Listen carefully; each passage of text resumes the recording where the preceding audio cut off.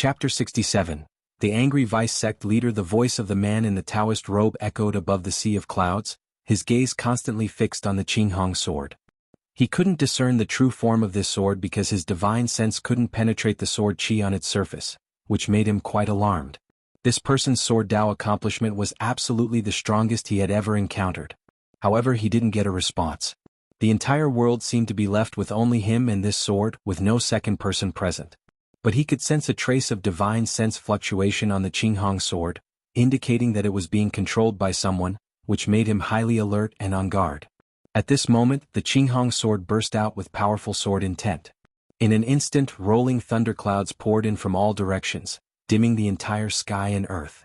The terrifying sword intent locked onto the man in the Taoist robe, causing him to be moved. Thousands of lightning bolts intertwined in the thunderclouds above. Each bolt was like a group of dragons thrashing in the sea of clouds. The sword qi on the Qinghong sword surged wildly, burning like raging flames. The man in the Taoist robe immediately wielded his horsetail whisk, and streams of gang qi were released, gathering around him into a gigantic golden light mountain. On the mountain rose numerous statues as if silently shouting. Suddenly, torrential rain arrived and strong winds howled through the clouds. Under the flashing lightning, the Qinghong sword, wreathed in sword qi, seemed like an unparalleled demon sword, giving the man in the Taoist robe immense pressure. The Qinghong sword flew up, its tip pointing toward the man in the Taoist robe. The man in the Taoist robe immediately struck out with his palm, and the giant golden light mountain on his body burst into dazzling brilliance. All the statues simultaneously struck with their palms, spiritual power transforming into a grand light mass towards the Qinghong sword, resembling a river of stars crossing the sky. The Qinghong sword moved. Bang!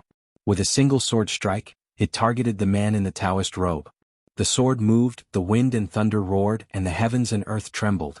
A cold light radiated across the sky, and the Qinghong sword was like the fastest light, the fiercest thunder, shattering all obstructing objects with unstoppable force. The river of stars was directly driven away, and the giant golden light mountain on the man in the Taoist robe shattered instantly. He immediately dodged and jumped away, but the next second, the Qinghong sword had already reached before him, relentlessly pursuing. He struck out with his palm and the space in front of him seemed to solidify. An invisible barrier forcibly halted the Qinghong sword. Ripples spread around, giving the barrier a shape. Suddenly, the face of the man in the Taoist robe changed, darkly thinking something was wrong. Crash! The sound of shattering glass rang out, and the man in the Taoist robe instinctively retreated. Time seemed to slow down, and in his pupils, the tip of the Qinghong sword was getting closer and closer to him. The sword qi blossomed like a flower, so brilliant and magnificent. Bang! A strong wind came at the man in the Taoist robe, blowing off his hair crown. His black hair floated freely, and his Taoist robe was fiercely pulled backward. The sea of clouds behind him scattered, the thunderclouds above tore apart, and the sunlight poured down as if a giant crack had been cut through the sky, extending to the horizon. The man in the Taoist robe widened his eyes, looking at the sword suspended in front of him, unable to calm his emotions. This sword could completely harm him but stopped at a point he couldn't defend against. Under his gaze, he saw the Qinghong sword slowly descending. He seemed to understand something, neither dodging nor striking back. The Qinghong sword gently tapped his chest 3 times, then turned and left, its speed even faster than when he had chased. This time, the man in the Taoist robe didn't pursue because he knew it was pointless. He was simply not the opponent of the other party. His face gradually darkened. Though the sunlight shone on him, it felt so glaring to him. Inside the house, Guan wrote with one hand while raising the other to catch the Qinghong sword that flew in from the window. He had sent the Qinghong sword in several circles and only retrieved it when the disciples in the valley were not paying attention. After the earlier duel, Guan suddenly felt confident in his own sword Dao accomplishment. Killing Chu Xian in the void-crossing realm granted him 93 years of lifespan, and the Taoist-robed man he encountered later was also at the unification realm. Judging by his aura, he was probably at the initial unification realm like Guan, at most not above the second layer, but he was still not a match for Guan's Taitsong Divine Shocking Sword. He had always thought his actual combat ability in the same realm was weak, but now he realized he might have underestimated himself. Even without much combat experience, his cultivation in spells and ultimate skills was solid and genuine, not mere fantasies. Not everyone could spend thousands of years cultivating spells, while the vast majority of cultivators dedicated most of their time to chi absorption cultivation. Of course, fighting with a higher realm against a lower realm was always more stable. Gu unsheathed the Qinghong sword and placed it on the table. He turned his head to look at the outer gate city, where many great cultivators from the Supreme Sect had already gone. Tens of thousands of outer disciples survived, and Chu Xian's crimes could not be concealed. Yilan and the others were safe. He believed that the Supreme Sect wouldn't practice that demon skill again in the short term. The two big characters Guan carved at the heavenly repair platform became the focus of attention for cultivators, with great cultivators marveling at his sword intent, and outer disciples indignantly cursing Chu Xian, demanding a thorough investigation from the higher-ups. Because Chu Xian had used a formation to isolate the outer gate city in advance, the servant disciples of Mystic Valley didn't hear the commotion, but some disciples outside saw the turbulent sea of clouds and took notice. An hour later, more cultivators started flying over Mystic Valley, causing the disciples in the valley to talk incessantly. Guan didn't go downstairs, pretending to be unaware of the matter. Today the Supreme Sect was destined not to be peaceful. After a night, in the early morning Yilan, Su Han and Zhen Qin returned. Guan welcomed them in the attic and Wuxin and Xiaochuan insisted on joining the fun, so Guan let them in as well. Zhen Qin began recounting the events of the previous day, her voice full of surprises, making Wuxin and Xiaochuan experience emotional ups and downs. Yilan was uncharacteristically silent, no longer staring at Guan all the time. Guan roughly guessed the reason and pretended not to notice her unusual behavior. After Zhen Qin and Su Han finished speaking, Wuxin sneered, "I knew long ago that the Supreme Sect wasn't as righteous as it's rumored to be outside. I didn't expect it could be so shameless, sacrificing tens of thousands of fellow disciples. Even the Thousand Autumn Pavilion hasn't done something so heinous." Feeling vexed, Xiaochuan gritted his teeth and said, "Brother, why don't we switch to another sect? Planting herbs elsewhere is still planting." Guan glared at him and said, "Nonsense, don't say such things in the future. In any case, this matter has been interrupted. There are still righteous people in the Supreme Sect." He was reluctant to give up his foundation, especially the 8 scenic caves. Cultivators from the main city of the sect have already come to seek justice. They said they would give an explanation to the outer disciples. Let's see how the sect handles this. The commotion yesterday was too big to be hidden, and word will surely spread to the immortal cultivation world, Yilan said, still not looking at Guan while speaking. Su Han, thinking of something, hurriedly said, "Master, Martial Uncle Lu is severely injured. Even if he survives, I'm afraid." Guan had noticed Lu Jujia's tragic condition the day before but was powerless to help. Lu Jujia's cultivation had been completely drained, and even if he survived he would be a cripple, unlikely to cultivate immortality again. He wondered if Wuxin's Taoist expansion skill could help him. "Tell him that if he doesn't mind he can come to Mystic Valley to find me, and we can plant flowers and herbs together, living a peaceful life," Guan sighed. Mentioning Lu Jujia's fate cast a heavy atmosphere over the room. "Alright, everyone go now. I need to talk to junior sister Yi." Guan waved his sleeve. The others quickly saluted and then turned to leave. Zhen Qin, being thoughtful, closed the door. As the door was about to shut, she gave Guan a playful glance, leaving him somewhat amused and exasperated. The room fell into silence. Guan could sense Yilan's unsettled aura. He smiled and said, "Junior sister, you must be frightened. How about staying in Mystic Valley for a few days to rest?" Yilan took a deep breath and turned to look at him, saying, "Indeed I was frightened but not scared. Senior brother, I suddenly understand your previous words. I truly was foolish. The path of immortal cultivation should primarily be about cultivating. If you and I were to hide in the mountains and encounter such evil people like yesterday with no ability to fight back, it would be the most tragic thing for us." Hearing her speak this way, Guan instead worried she was under too much pressure. "Junior sister, don't overthink. It's good to work hard on cultivation, but dangers like yesterday's are rare to encounter." Guan spoke earnestly. Yilan nodded and said, "Although I don't know who the great cultivator who acted yesterday was, I will learn from him. When I become as strong as him, I will stand by your side, senior brother." She smiled and raised an eyebrow at Guan, seeing her return to her usual self. Guan also smiled. Then Yilan talked about the situation in the demon extermination hall. Almost all disciples there were crippled, but the main city of the sect intended to thoroughly investigate the hall. According to her information, this incident might affect the Hall of Elders in the main city. In the Supreme Sect it was never a one-person's rule. Everyone had opponents, and Chu Xian's opponents were no exception. They would certainly seize this opportunity to act. Guan also looked forward to changes in the Supreme Sect. If the situation remained this vile, he might one day grow tired and, once strong enough, let the Supreme Sect hear a different voice. 2 days later. In the Third Medicine Valley. Guan was inspecting medicinal herbs when he suddenly sensed 2 auras. His brow furrowed slightly, but he didn't turn around. Soon Gu Zong landed with someone. This person was none other than the man in the Taoist robe who had earlier battled the Qinghong sword. "Guan, come over," Gu Zong called out from afar. Guan immediately turned and walked over, casting a lifespan detection on the man in the Taoist robe. Divine sense could detect a person, but lifespan detection had to be done through the naked eye.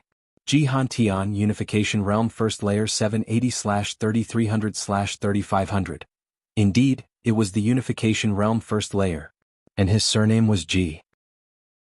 Previously, he had seen a great cultivator in the Void Crossing Realm surnamed Ji, but he hadn't expected there to be a Ji named cultivator in the Unification Realm hidden in the Supreme Sect. The foundation of the Ji family was truly terrifying. Guan walked up to Gu Zong and saluted. Gu Zong smiled and said, "Guan, this is the Vice Sect leader, and he's also from the Ji family." Upon hearing this, Guan immediately saluted Jihan Tian. Jihan Tian nodded, smiled and said, "No need for formalities. After all, you also come from the Ji family. Come, let's talk upstairs." Guan immediately led the way. After entering the room upstairs, Guan closed the door, and Gu Zong set up a restriction. Jihan Tian suddenly slapped the table and angrily said, "Outrageous. Simply lawless. Panin, you must write this down and expose the Supreme Sect's sins to the whole world." Chapter 68. Status Promotion, Searching for Panin. You want me to write it? Guan didn't dare to respond. He had no idea why Jihan Tian was so angry. If Jihan Tian wanted Guan to defame himself, he certainly wouldn't do it. "Why are you yelling so loudly?" Gu Zong said discontentedly. He then sat down, gesturing for Guan to sit beside him. Guan nodded and sat down on the stool next to him. Jihan Tian, trying to calm his emotions, said, "Using tens of thousands of disciples to refine a formation, is this truly the righteous path? If not for that mysterious sword cultivator intervening, I would still be in the dark." He was truly upset. At that time, he was in seclusion when he sensed a strong sword intent, which startled him into coming out of seclusion. Traveling tens of thousands of miles, he arrived only to find that Chu Xian was beyond saving, but he heard the curses of the outer sect disciples, making him both angry and curious about the identity of that sword cultivator, so he pursued. He ended up being easily defeated by the other party. Ever since reaching the Unification Realm, Jihan Tian felt he could walk unchallenged in the Taizong dynasty, with few able to match him. Most who could were ancient monsters in long seclusion. He hadn't tasted defeat in a long time. The most crucial thing was, the other party not only defeated him but also helped him. If that person hadn't intervened when I came out of seclusion, wouldn't the hatred for the outer sect's destruction be pinned on the demonic sect? Jihan Tian asked Gu Zong, staring intently. Gu Zong smiled bitterly, not answering directly, but his answer was obvious. Jihan Tian then looked at Guan and said, "You need to write down everything that happened 3 days ago. This includes the disgraceful activities of the Demon Extermination Hall and the sword cultivator who prevented the outer sect calamity. Since he acted, it shows he is also part of the Supreme Sect, just very low-key. Promoting his deeds can help maintain the Supreme Sect's image, so it won't instantly be seen as demonic." Hearing that he could flatter himself, Guan felt relieved. However, he couldn't agree too easily. Guan put on a difficult expression, hesitating to speak. Jihan Tian frowned and asked, "What? You don't want to do it?" Gu Zong said annoyedly, "Such a big matter, if he dares to write it, he will surely offend a lot of people. You just give him a huge problem with one word. How dare you?" Jihan Tian felt a bit embarrassed when he heard this. Guan took a deep breath and said, "I'm willing to work for the Supreme Sect, but..." Gu Zong smiled and said, "What do you want?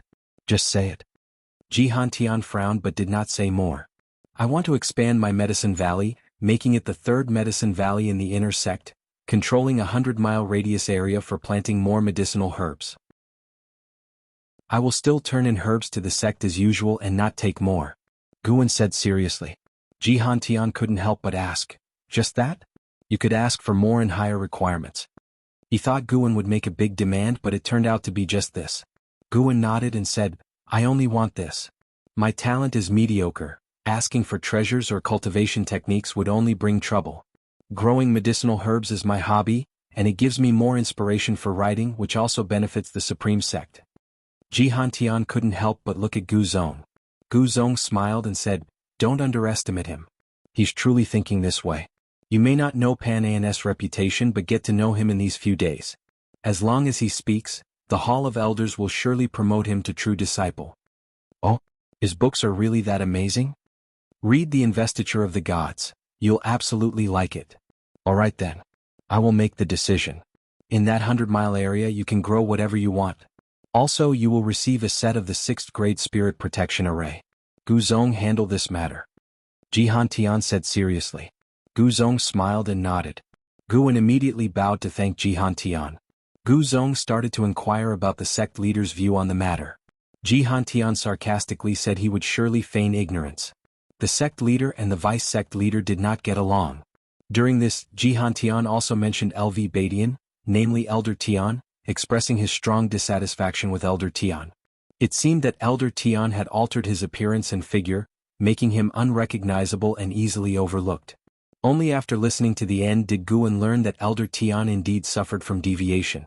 Elder Tian often stayed in seclusion and did not manage the Supreme Sect much, leading to many under his name causing chaos. After his deviation, they elected Elder Chu Tianqi as the sect leader.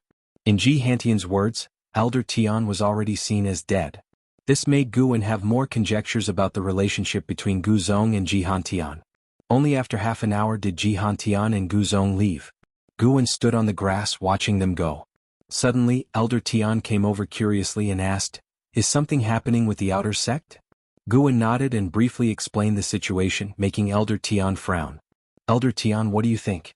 Do you believe the Supreme Sect is righteous or evil?" Guan asked casually, squatting down to look at a medicinal herb ahead. Elder Tian responded, "The line between righteousness and evil isn't easy to define. It shouldn't be judged by the present but by future generations." These words. No wonder the Supreme Sect is so crooked. Guan stopped inquiring, not bothering with Elder Tian. He began planning how to fully utilize the 100-mile area, with Gu Zong promising that except for Shenzhen, he would move the nearby inner sect disciples' cave residences away to avoid future conflicts. Inner sect disciples were different from outer sect disciples, having both high talent and complex connections. To say the least, any random inner sect disciple would have a significant background. Through this incident, Guan came to understand that the Taizong dynasty wasn't ruled by the emperor or the sects but by the aristocratic families.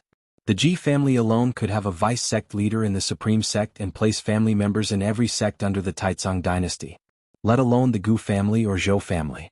Guan believed Chu Jingfeng and sect leader Chu Tianqi also came from the same family, and the Chu family wasn't simple. However, it didn't matter to him. He wouldn't establish his own family and didn't want too many ties. Follow the path first, then act as desired. Gu Zong moved quickly. In less than 7 days the procedures were completed, and the nearby inner sect disciples were relocated. He also brought a set of 6th grade Big Spirit Protection Array. The Spirit Protection Array was specifically used to enhance and contain spiritual energy. Though the world is vast, spiritual energy flows. Each great sect searches for spirit lineages to establish, then seals the spiritual energy, resulting in rich spiritual energy within the sect. This makes the spiritual energy in the secular world scarce. With the array and plenty of medicinal herb resources, he could reach the core formation realm, nascent soul realm, and even divinity transformation realm, while claiming he had poor talent and relied on resources. This way, others wouldn't see him as a threat. Additionally, Gu Zong allowed him to have 20 servant disciples in the 3rd Medicine Valley. Generally, servant disciples weren't allowed in the inner sect, and previously bringing 4 was an exception, given his relationship with Gu Zong. Guan recruited 7 people from Mystic Valley including Tang Yu. As for Xiaochuan and Wuxin, they still stayed in Mystic Valley, but Guan now permitted them to visit the 3rd Medicine Valley at any time. Life was about to get a lot better. Time flew by. A month had passed since the outer sect calamity. On this day Guan came to the outer gate city. Without the demon extermination hall, the city had restored its former prosperity, with disciples moving around less tensely. Walking along, Guan suddenly saw a person. Jiang Qiong. When dealing with Chu Xian, Guan's divine sense noticed Jiang Qiong, but he pretended not to know.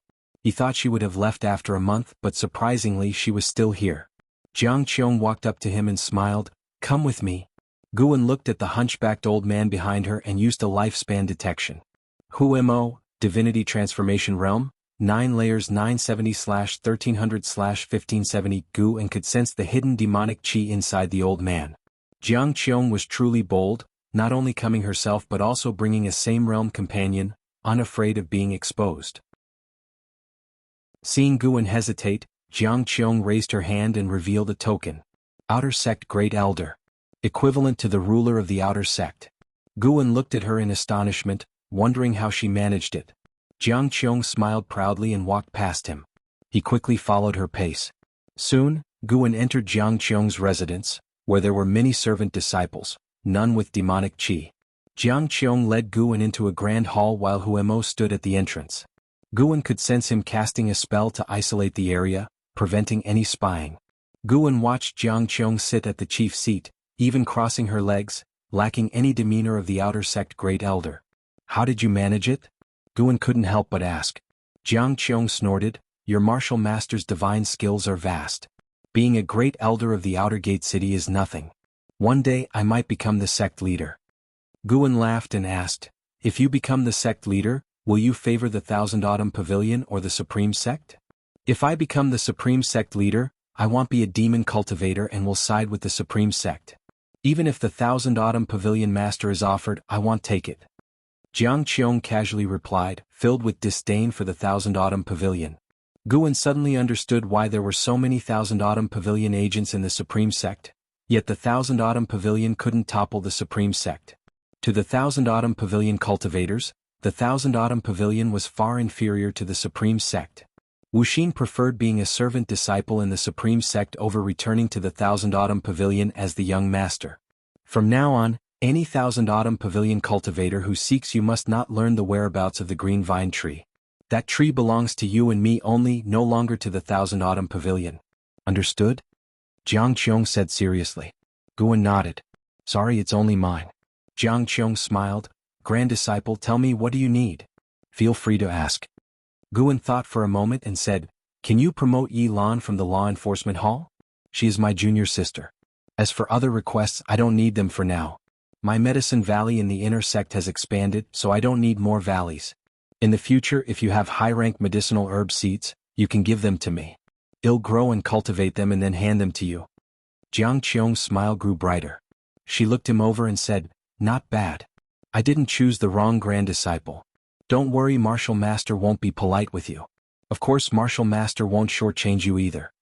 Besides, I have a task for you. Guan couldn't help but ask, Besides growing medicinal herbs, what else can I do for you? Keep a close eye on Panin and his news. According to my information, Panin doesn't have high cultivation, hiding in the outer sect, but the Hall of Elders keeps his identity a tight secret. Chapter 69 Sword Venerable Fudao, renowned throughout the world, Part 4, Looking for Myself? Guan wanted to laugh but restrained himself. Jihan Tian asked Guan to write about himself, and Jiang Qiong asked him to find himself. Despite the different identities, he still found it absurd. What kind of matter is this? Guan said hesitantly, My usual activity range is mostly within Medicine Valley. I'm afraid it's difficult for me to notice any news about Panin. Jiang Qiong waved her hand and said, That's hard to say. Panin loves writing books and naturally socializes. The book Supreme Immortal Venerable stirs the emotions of lower-level cultivators. He might often interact with outer and servant disciples. In any case, keep an eye out and tell me if you find anything. Guan could only nod upon hearing this. Jiang Qiong then discussed some other matters and had Huemo, who was guarding the door, fetch a bag of high-rank seeds for Guan to take away. After leaving Jiang Qiong's residence, Guan headed towards the Heavenly Repair Platform.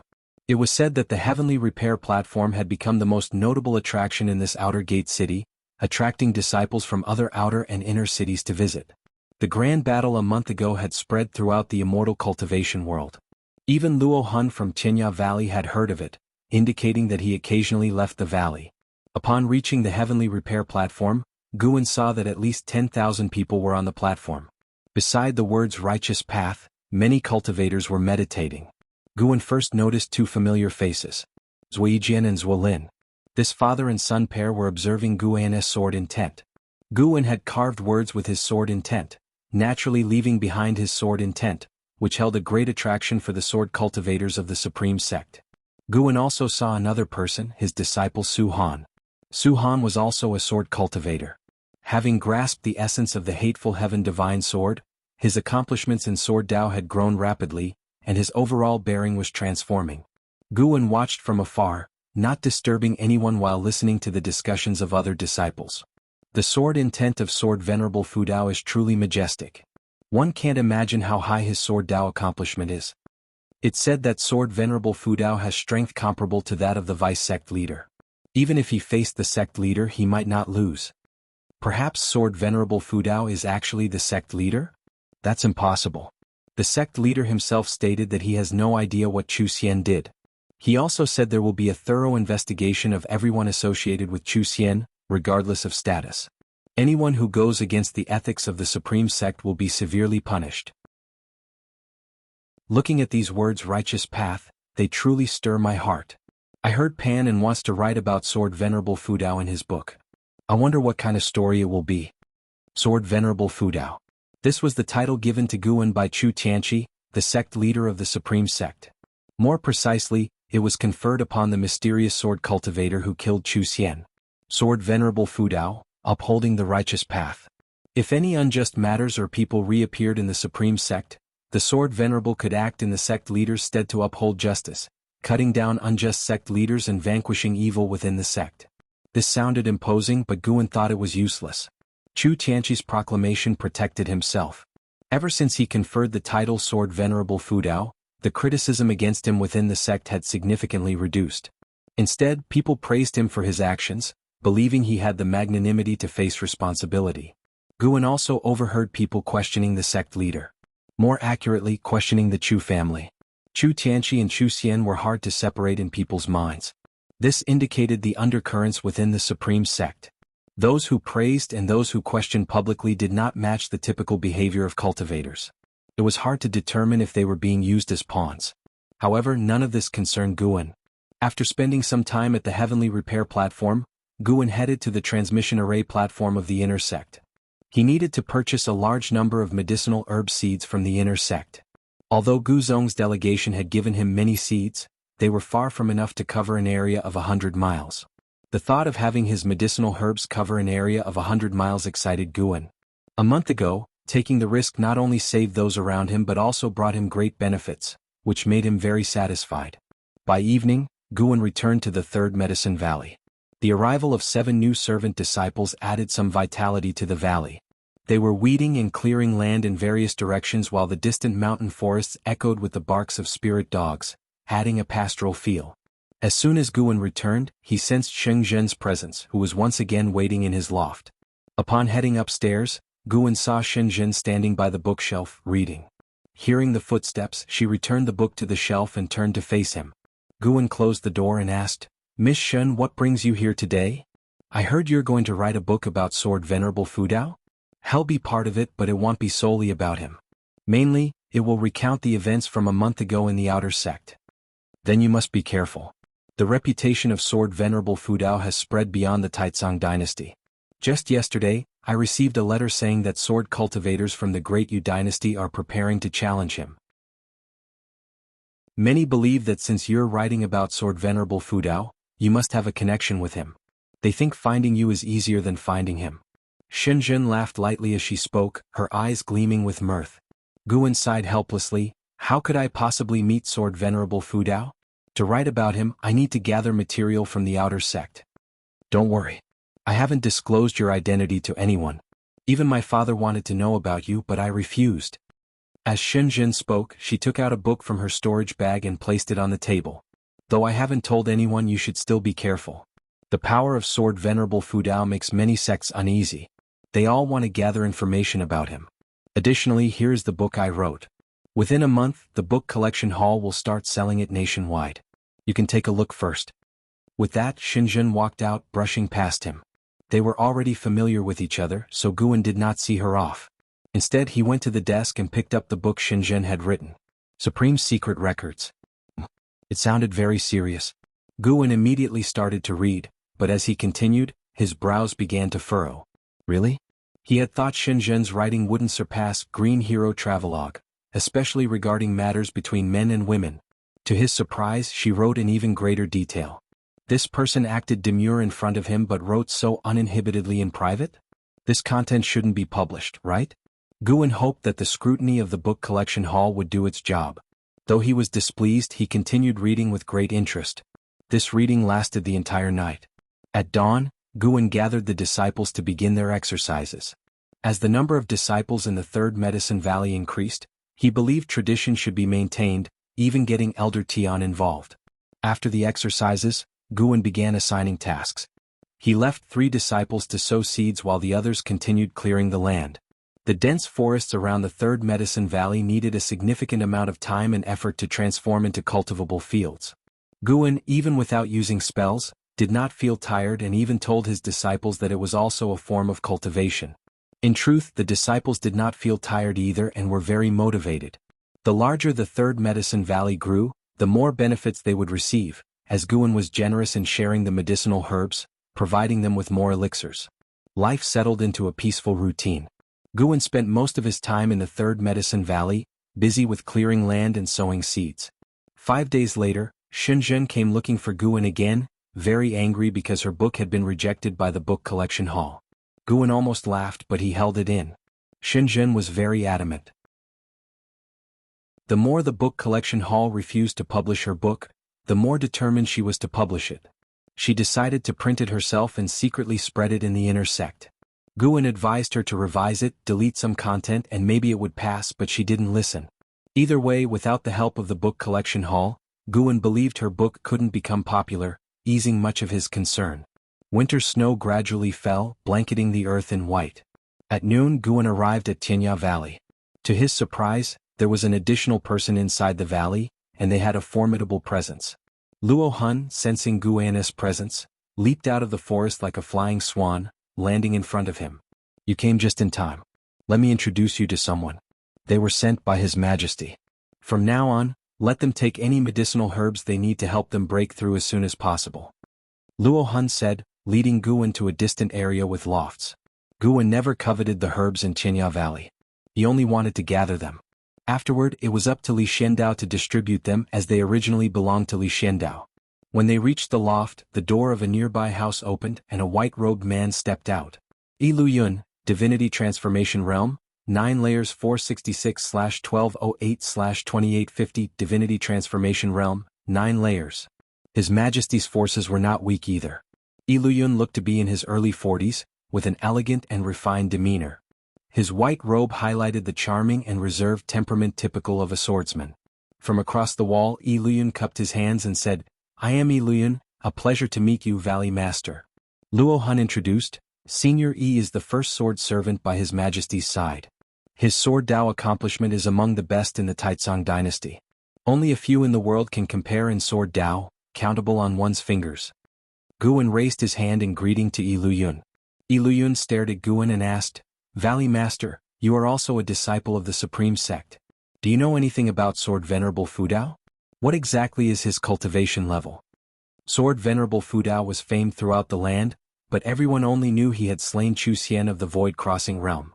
Few were aware he had also fought Vice Sect leader Jihan Tian. Jihan Tian himself had not mentioned it as if it had never occurred. I am merely an outer disciple of the Supreme Sect with limited knowledge. However, there is a remnant of his sword intent on the heavenly repair platform in the outer sect. Senior could take a look. Guessing that this sword cultivator sought a challenge with Sword Venerable Fudao, Guan suggested the platform to make him realize the gap between himself and the Sword Venerable. Indeed, upon learning of Sword Venerable Fudao's sword intent at the Supreme Sect, Yi Luyun's eyes brightened, and he immediately leaped out of the valley, flying through the air.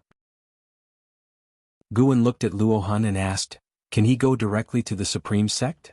Luo Hun nodded. He has the Emperor's Sword Servant Order, allowing him unrestricted access to all major sections. Upon hearing this, Guan asked no further questions and headed toward a certain garden area to harvest the nearly ripe medicinal herbs. An ancient hour later, he left Tianya Valley. The new year arrived amid the winter cold. Right after the Lunar New Year, Guan returned to the outer gate. He first requested another batch of high-rank medicinal herb seeds from Jiang Qiong and then went to the heavenly repair platform to join in the excitement. Zuijian and his son were still sitting in meditation, seeking sword enlightenment. Guan also saw Yi Luyun.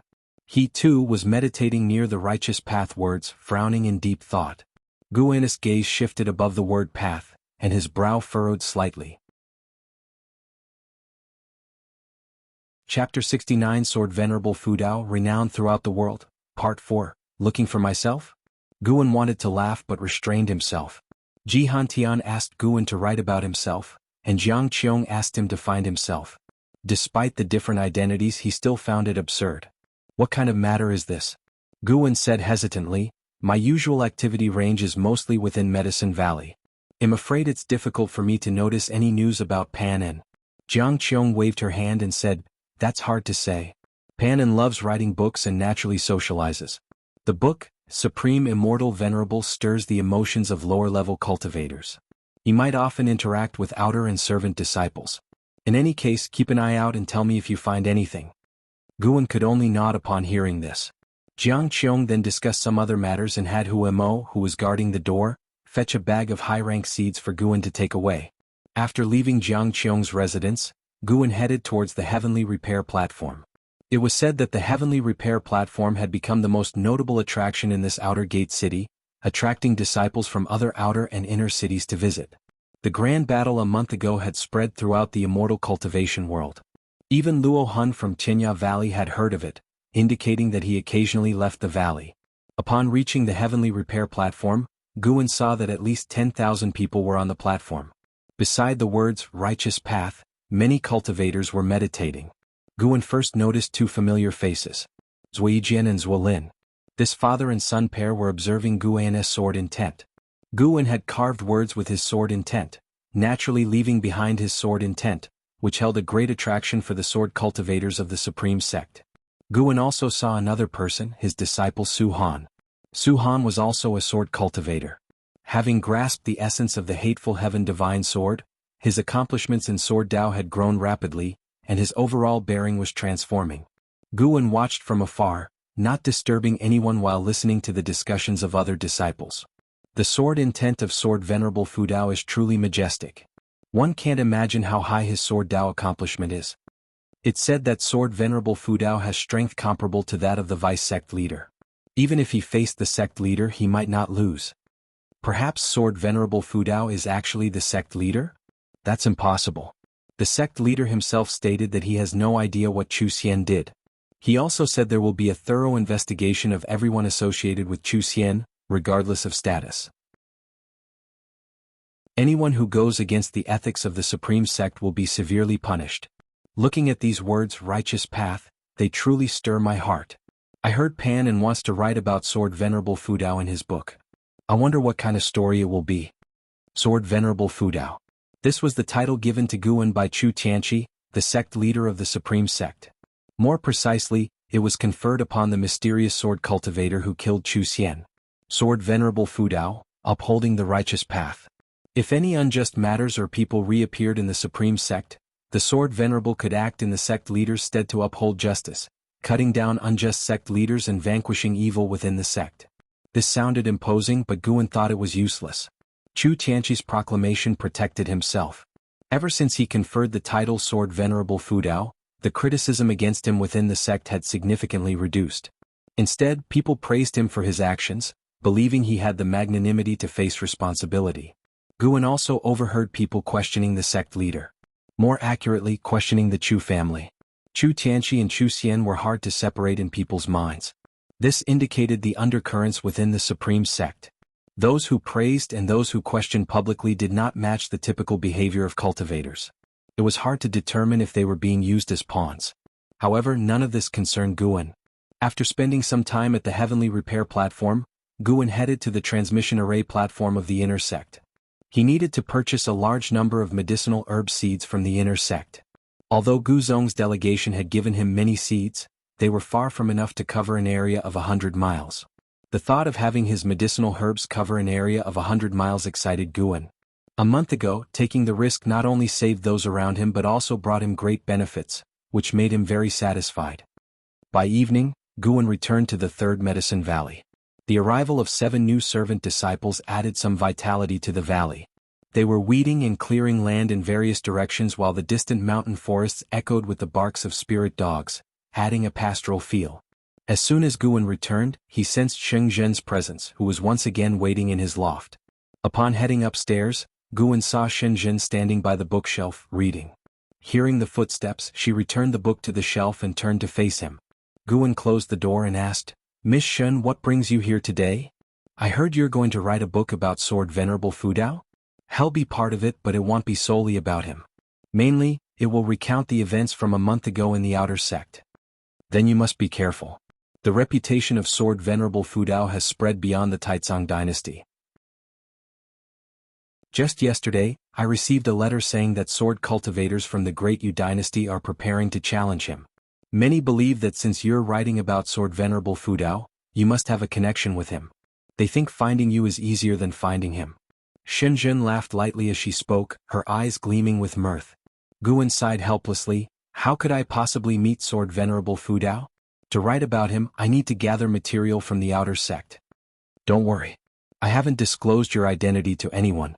Even my father wanted to know about you, but I refused." As Sheng Zhen spoke, she took out a book from her storage bag and placed it on the table. "Though I haven't told anyone, you should still be careful. The power of Sword Venerable Fudao makes many sects uneasy. They all want to gather information about him. Additionally, here's the book I wrote. Within a month, the book collection hall will start selling it nationwide. You can take a look first." With that, Sheng Zhen walked out, brushing past him. They were already familiar with each other, so Guan did not see her off. Instead, he went to the desk and picked up the book Sheng Zhen had written. Supreme Secret Records. It sounded very serious. Guan immediately started to read, but as he continued, his brows began to furrow. Really? He had thought Sheng Zhen's writing wouldn't surpass Green Hero Travelogue, especially regarding matters between men and women. To his surprise, she wrote in even greater detail. This person acted demure in front of him but wrote so uninhibitedly in private? This content shouldn't be published, right? Guan hoped that the scrutiny of the book collection hall would do its job. Though he was displeased, he continued reading with great interest. This reading lasted the entire night. At dawn, Guan gathered the disciples to begin their exercises. As the number of disciples in the third medicine valley increased, he believed tradition should be maintained, even getting Elder Tian involved. After the exercises, Guan began assigning tasks. He left 3 disciples to sow seeds while the others continued clearing the land. The dense forests around the third medicine valley needed a significant amount of time and effort to transform into cultivable fields. Guan, even without using spells, did not feel tired and even told his disciples that it was also a form of cultivation. In truth, the disciples did not feel tired either and were very motivated. The larger the third medicine valley grew, the more benefits they would receive, as Guan was generous in sharing the medicinal herbs, providing them with more elixirs. Life settled into a peaceful routine. Guan spent most of his time in the third medicine valley, busy with clearing land and sowing seeds. 5 days later, Sheng Zhen came looking for Guan again, very angry because her book had been rejected by the book collection hall. Guan almost laughed, but he held it in. Sheng Zhen was very adamant.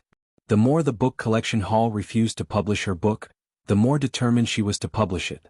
She decided to print it herself and secretly spread it in the inner sect. Guan advised her to revise it, delete some content, and maybe it would pass, but she didn't listen. Either way, without the help of the book collection hall, Guan believed her book couldn't become popular, easing much of his concern. Winter snow gradually fell, blanketing the earth in white. At noon, Guan arrived at Tianya Valley. To his surprise, there was an additional person inside the valley, and they had a formidable presence. Luo Hun, sensing Guan's presence, leaped out of the forest like a flying swan, landing in front of him. "You came just in time. Let me introduce you to someone. They were sent by His Majesty. From now on, let them take any medicinal herbs they need to help them break through as soon as possible," Luo Hun said, leading Guan to a distant area with lofts. Guan never coveted the herbs in Tianya Valley. He only wanted to gather them. Afterward, it was up to Li Xiandao to distribute them as they originally belonged to Li Xiandao. When they reached the loft, the door of a nearby house opened and a white-robed man stepped out. Yi Lu Yun, Divinity Transformation Realm, 9 layers 466/1208/2850 Divinity Transformation Realm, 9 layers. His Majesty's forces were not weak either. Iluyun looked to be in his early 40s, with an elegant and refined demeanor. His white robe highlighted the charming and reserved temperament typical of a swordsman. From across the wall, Iluyun cupped his hands and said, "I am Iluyun, a pleasure to meet you, Valley Master." Luo Hun introduced, Senior E is the first sword servant by His Majesty's side.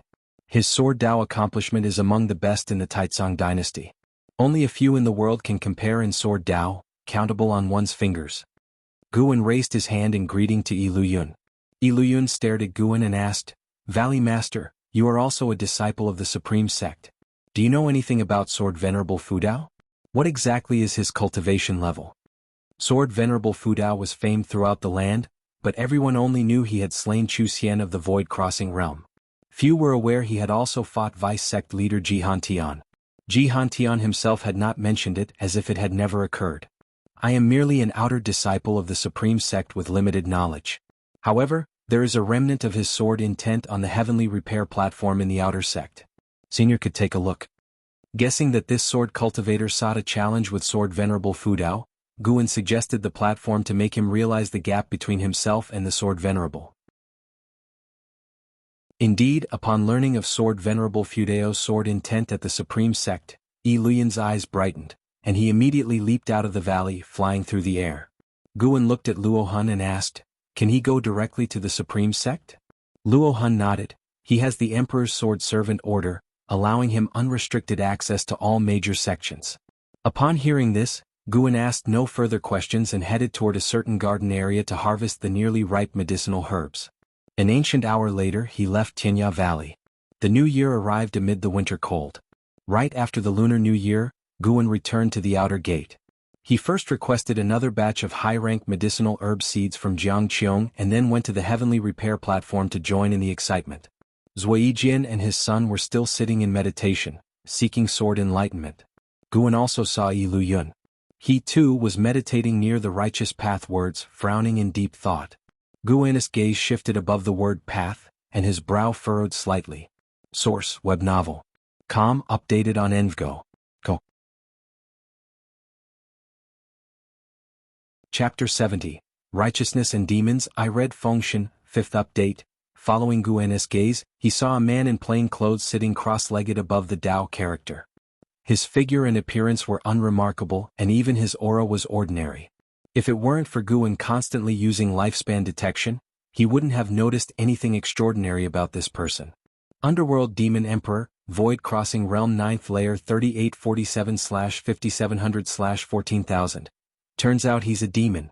Guan knew that demons of the same realm tend to have longer lifespans than cultivators of the human race, but seeing the opponent's 14,000-year lifespan, he couldn't help but be shocked. What cultivation technique has this guy practiced to completely conceal any demon energy, so much so that even he, a great cultivator in the unification realm, couldn't see through it? And most importantly, do demons like to practice swordsmanship? Guan couldn't help but think of his sky dragon, who was also obsessed with the sword Dao. He didn't keep staring at the underworld demon emperor but continued to scan the other figures on the heavenly repair platform. Those who dared to sit and attain sword enlightenment had high cultivations. After all, those in the energy cultivation realm and foundation establishment realm were busy with energy absorption and hadn't reached the point of prolonged meditation and enlightenment. Guan realized he had underestimated the influence of Sword Venerable Fudao. Although he hadn't heard of Chu Xian before, with Chu Xian's cultivation he must be famous among the major forces in the immortal cultivation world, especially among great cultivators who were well aware of him. The fall of a Void Crossing Realm cultivator would undoubtedly shake the dynasty. It seemed he had to keep a low profile for the time being. With the spread of reputation, who knew how many troublesome entities might be attracted? After thoroughly looking at all the people on the heavenly repair platform, Guan left. He had developed the habit of using lifespan detection on anyone he met. Without checking the other's background, he felt uneasy. For the next few years, he planned to farm in peace until the immortal cultivation world forgot about Sword Venerable Fudao. He had already written the book about Sword Venerable Fudao and the outer sect scandal. Jihan Tian had been pushing him and he finished writing it last month. This book wasn't a long novel, just a single volume was enough. Spring warmth blanketed the earth and everything thrived. In the third Medicine Valley, Guan and Guyu were drinking inside. Your righteousness and demons has spread throughout the Taizong dynasty. Now no one discusses the supreme immortal venerable, They're all talking about the supreme sect and sword Venerable Fudao, Guyu remarked jealously. Guan laughed. After all, the supreme sect is the #1 righteous sect. With such an incident, anyone would be curious. Don't worry, in a few years the immortal cultivation world will lose interest. By then, people will still chase after your legendary battle against the demon emperor of the exotic realm. Hearing this, Gu Ye's expression brightened instantly, and he started praising how well Guan had written it while eagerly asking about the next part of the plot. Guan wouldn't reveal anything, making Guyu itch with curiosity. By the way, I've recently gotten hold of a book and the protagonist is named Guan. It's quite interesting, Guyu suddenly said, taking a book out of his storage bag. The Supreme Secret Records. Seeing the title, Guan's heart skipped a beat. Darn it. It actually made its way out. My reputation is ruined. Guyu shook the Supreme Secret Records in his hand, snickering. Brother Gu, have you read this book? Guan curiously asked. What's this book about? It's a good book. Be honest, did you write it? Guyu asked with a smile. How could that be possible? Let me take a look, is it really that good? Guan snatched the Supreme Secret Records from his hand and began flipping through it. Guyu raised an eyebrow and asked, Are you sure you didn't write it? Or did someone close to you write it? After reading the first page, Guan frowned as if he was genuinely seeing it for the first time. Seeing him frown, Guyu refrained from teasing him and instead poured himself a drink. As Guan's expression grew increasingly unpleasant, Guyu thought for a while and said, This book started circulating in the inner sect. You don't seem to know many inner sect disciples, so it must be a coincidence. After all, the name Guan isn't uncommon. Guan closed the Supreme Secret Records, took a deep breath and asked, Does the book collection hall allow such a book to circulate? This book didn't go through the book collection hall. It's being passed around privately by the disciples, Guyu replied helplessly. Guan remained silent. Seeing the atmosphere turn awkward, Guyu got up to leave, consoling Guan a few more times before departing. After he left, Guan began to ponder the Supreme Secret Records. He had to admit that Shenzhen had indeed studied the Green Hero Travelogue thoroughly. At least this book, in his opinion, surpassed the original. Although some content was unsightly, the character of Guan in the book was full of a chivalrous spirit, with a carefree and unfettered personality, which was quite endearing and did not tarnish his name. After reading for an hour, Guan finally closed the Supreme Secret Records and then stepped out of the pavilion to continue his work. His goal was to plant medicinal herbs over an area of 100 miles as soon as possible. Today he planned to fence off the area to prevent inner sect disciples from trespassing. Inner sect city Ji Mansion. Ji Xiaoyu sat upright at the table holding a book. Across from her sat Ji Hantian. How is it? How is this righteousness and demons written? Ji Hantian asked, putting down his teacup. Ji Xiaoyu flipped through the pages as she replied, It's quite good. The narration is immersive and doesn't cover up the Supreme Sect's sins, depicting Chu Xian's hideous face in great detail. But the outer sect disciples' unity is also very moving. At least after reading it, I don't think the Supreme Sect is utterly rotten. I can still feel the foundation and spirit of Taikang's #1 orthodox sect.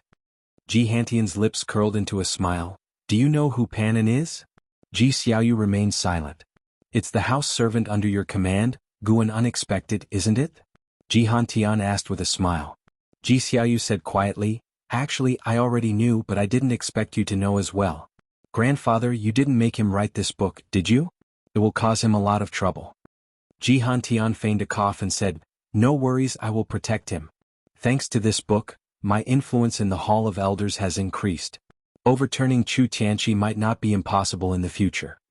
Ji Xiaoyu turned her attention back to the book in her hand, absent-mindedly saying, I actually think the Ji family shouldn't covet the position of sect leader. Things are quite good as they are, dispersed among various sects, not becoming a target. That's because you don't understand how hard it was for me under LV Baishan's pressure before. Otherwise, why would I let you join the Supreme Sect? It's to use your talent to gain face for me, Ji Hantian grumbled, getting agitated at the mention of LV Badian. You've caused Guan so much trouble. Do you have any compensation for him? Of course I do. I've expanded his medicine valley to 100 miles. Also, you can bring Ji family's high-rank medicinal herbs to him for planting. I've investigated. This kid indeed has a knack for managing the valley. Moreover, if you get closer to him, he might beautify the Ji family in the future. I've read The Investiture of the Gods. His portrayal of GFA shows he holds the Ji family in his heart. Ji Hantian spoke earnestly, causing Ji Xiaoyu to frown. Ji Xiaoyu showed a look of dissatisfaction and said, "Grandfather, dealing with people and matters shouldn't be overly calculative." "Silly child, this isn't being calculative. It's a win-win situation." "Why not?"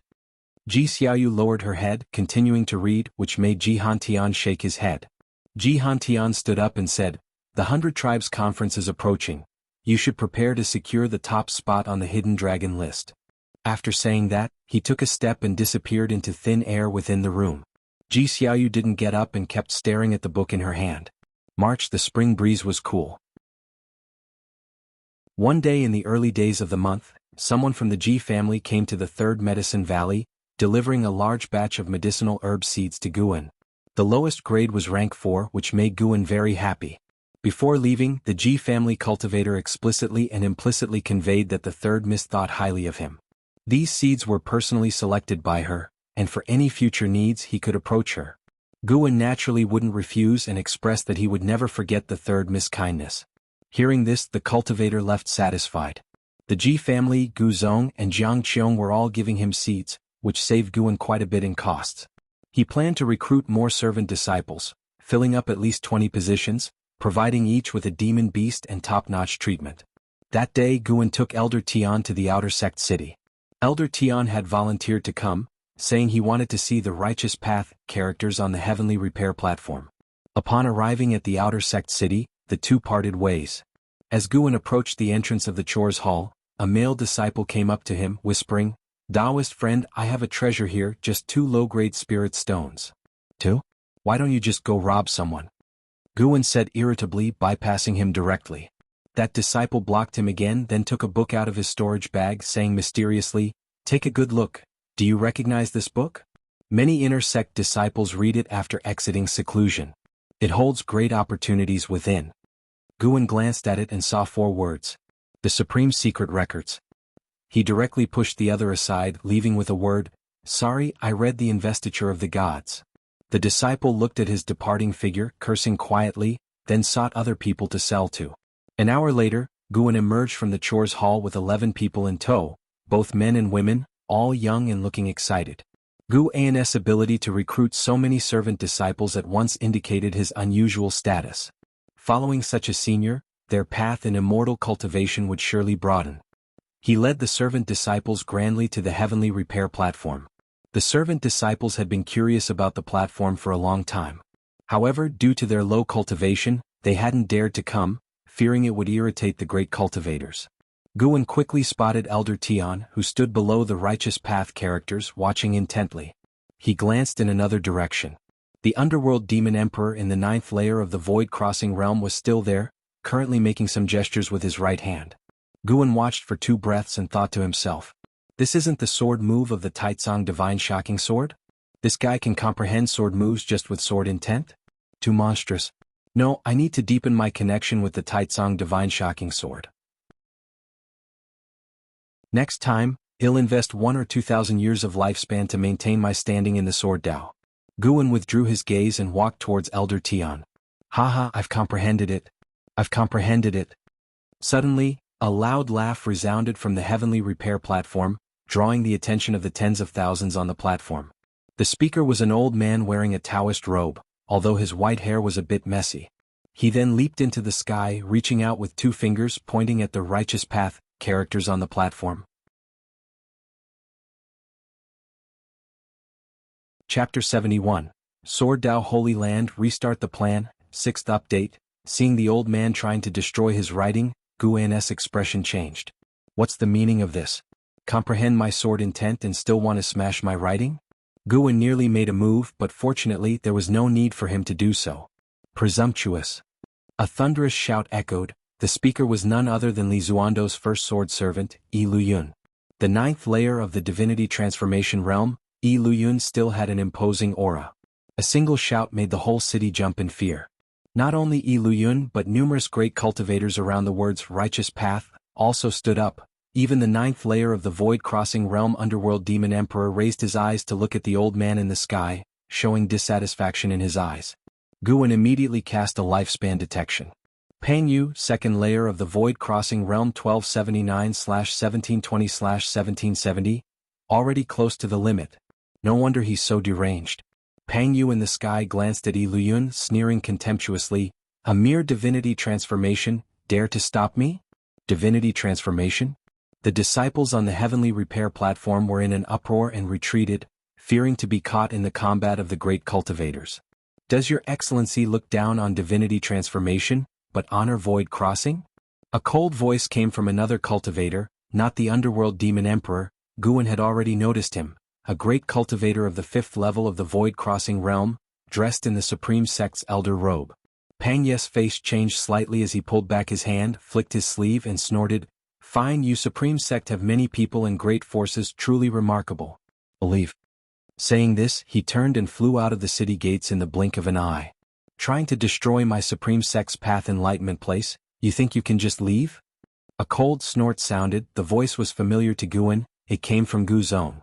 Guan sensed Gu Zong swiftly moving through the sky to chase Pang Yu. The great cultivator of the 5th level of the void crossing realm also disappeared from the spot.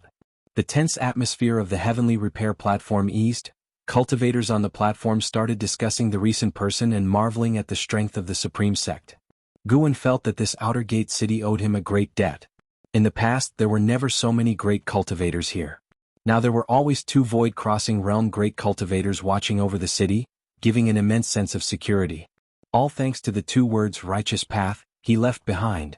Then Guan led the servant disciples toward Elder Tian. The servant disciples were very excited. Today they were promoted to servant disciples and witnessed the great cultivators' confrontation. The mere names of divinity transformation and void crossing made their hearts yearn. Let's go, it's time to return. Guan patted Elder Tian's shoulder and said. Elder Tian came back to his senses and stood up. As they exchanged glances, Guan felt that Elder Tian had some changes. He instinctively cast a lifespan detection. 8th layer of the energy cultivation realm? How did he suddenly jump 2 layers? How long has it been? Guan felt astonished in his heart but showed no emotions on his face. He had long premonition that Elder Tian would make a comeback. After all, Elder Tian didn't step down due to defeat, but due to his own mistake. Such a person was likely to return to the peak. An ancient hour later, Guan and others returned to the 3rd Medicine Valley. He asked Xiaochuan to help arrange these disciples. After Xiaochuan visited the 3rd Medicine Valley a few times, he didn't want to leave. He transferred all the demon creatures he raised there. Guan cared for him greatly and naturally did not refuse. Among the peers only Xiaochuan stayed with him. Although Wuxin was his junior disciple, he came late and was not as important as Xiaochuan in his heart. Xiaochuan had been following Guan since childhood, always obeying. Such a junior disciple he naturally cherished dearly. Guan knew that in 200 years after the old friends passed away, it would be hard for him to build such relationships with others, so he treasured it very much. After returning to the valley, Elder Tian went alone to meditate under a big tree, contemplating something unknown.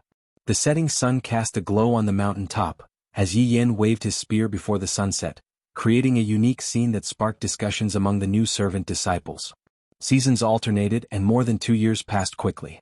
That summer, at the age of 46, Guan stood at the mountain top, overlooking the mountains and rivers.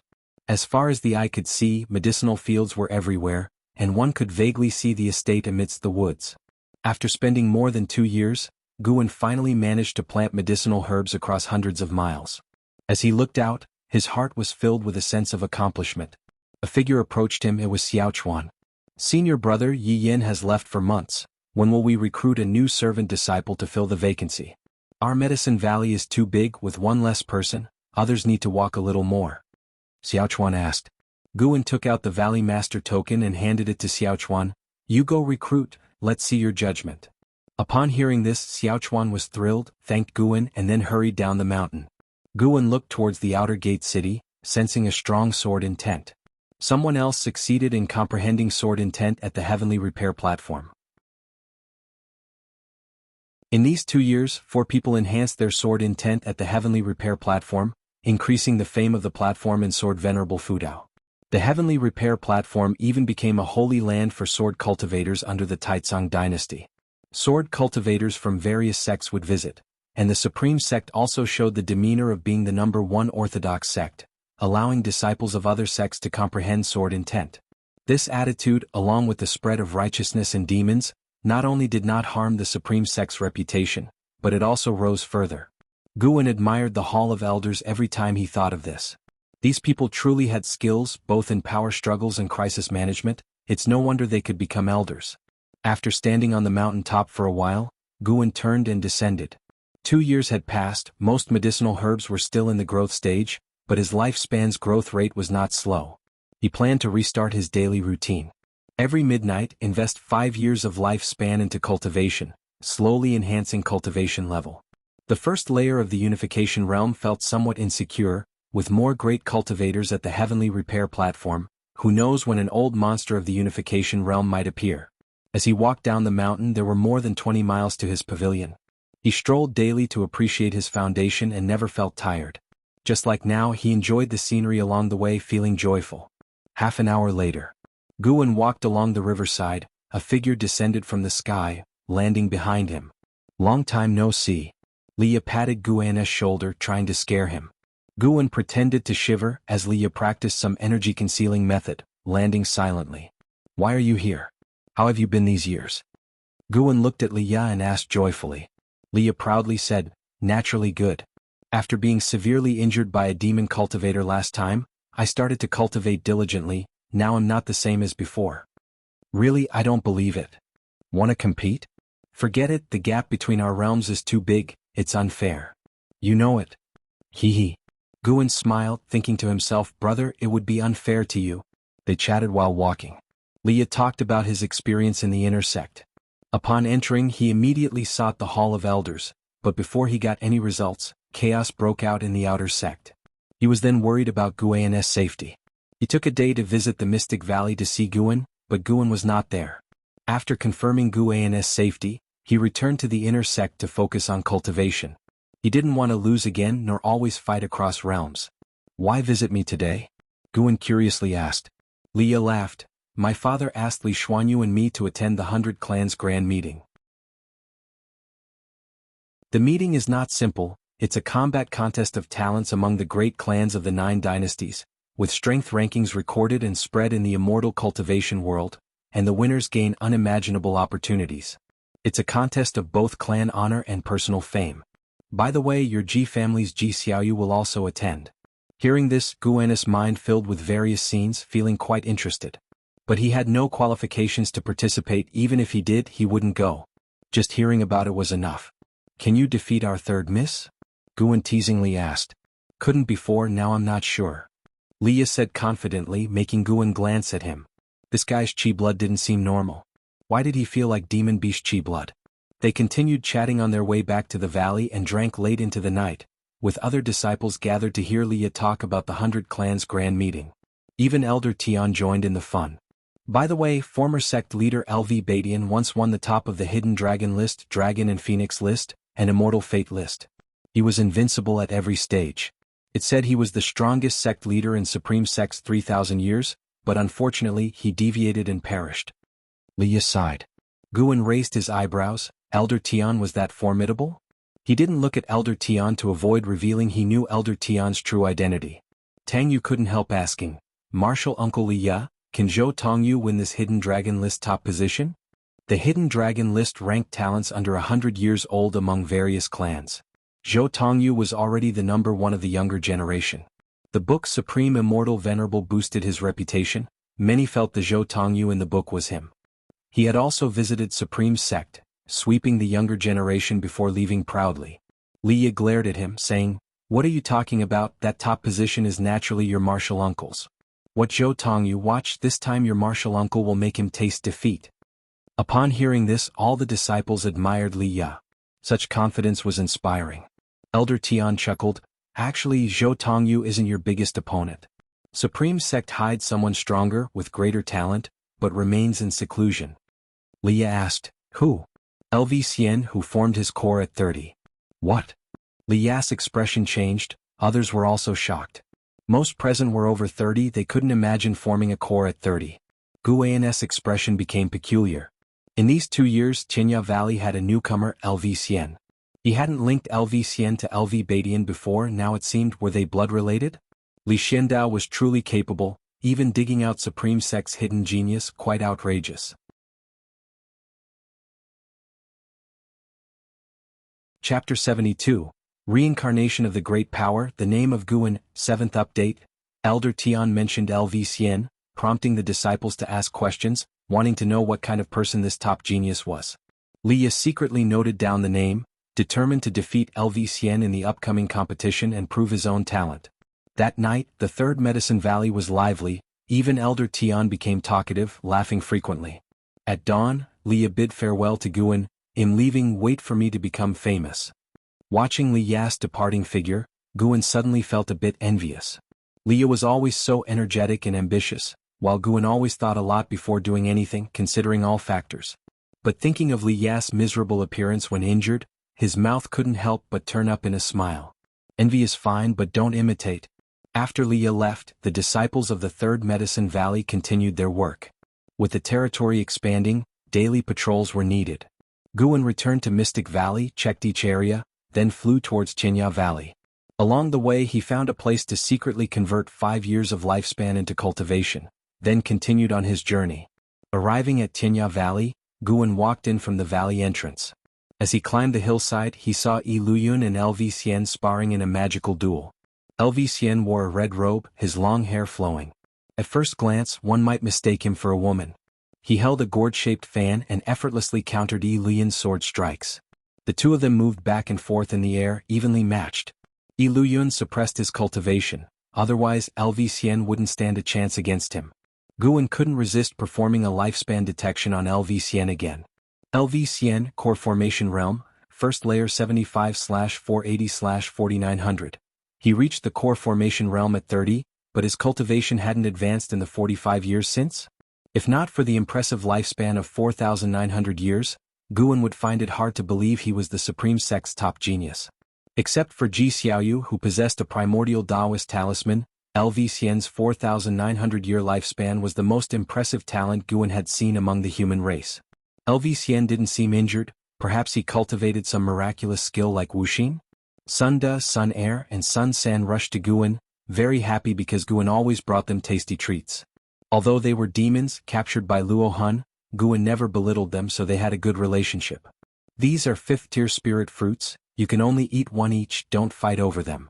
Guan took out 3 large, crimson fruits the size of watermelons and placed them on the ground for the 3 monkey demons to pick. He then walked towards an area of the valley. Today was another harvesting day.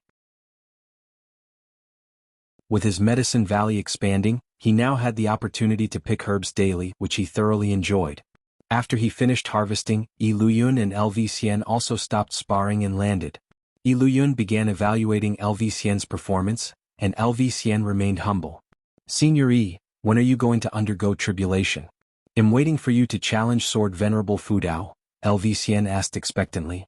He spoke seriously as if he truly believed Yi Luyun could defeat the Sword Venerable. Yi Luyun hesitated and said, "At most half a year. When the time comes, I will go to the Tribulation Crossing Valley of the Supreme Sect to undergo tribulation. As for challenging the Sword Venerable Fudao, let's talk about it later." Ever since he visited the Heavenly Repair Platform, he had given up the idea of competing with Sword Venerable Fudao. The gap was too great. Facing such sword intent, he couldn't muster any fighting spirit. LV Xian raised his eyebrows, his delicate face showing anticipation. He continued to persuade, "Give it a try, what if you win? Once you reach the Void Crossing Realm, your sword intent will naturally transform. You might have the strength to fight, and being the first to challenge Sword Venerable Fudao, even if you lose you'll become famous." Passing by, Guan wanted to retort. LV Xian really had a problem. Ever since he came to Qinya Valley, he had been persuading Luo Han to challenge the Supreme Sect's top gun, and urging the 3 monkey demons to challenge the nearby 3rd-tier Great Demon. It wasn't occasionally, whenever he encountered someone he would persuade them. If this guy truly loved fighting, Liya would have heard of him long ago. "He'll think about it."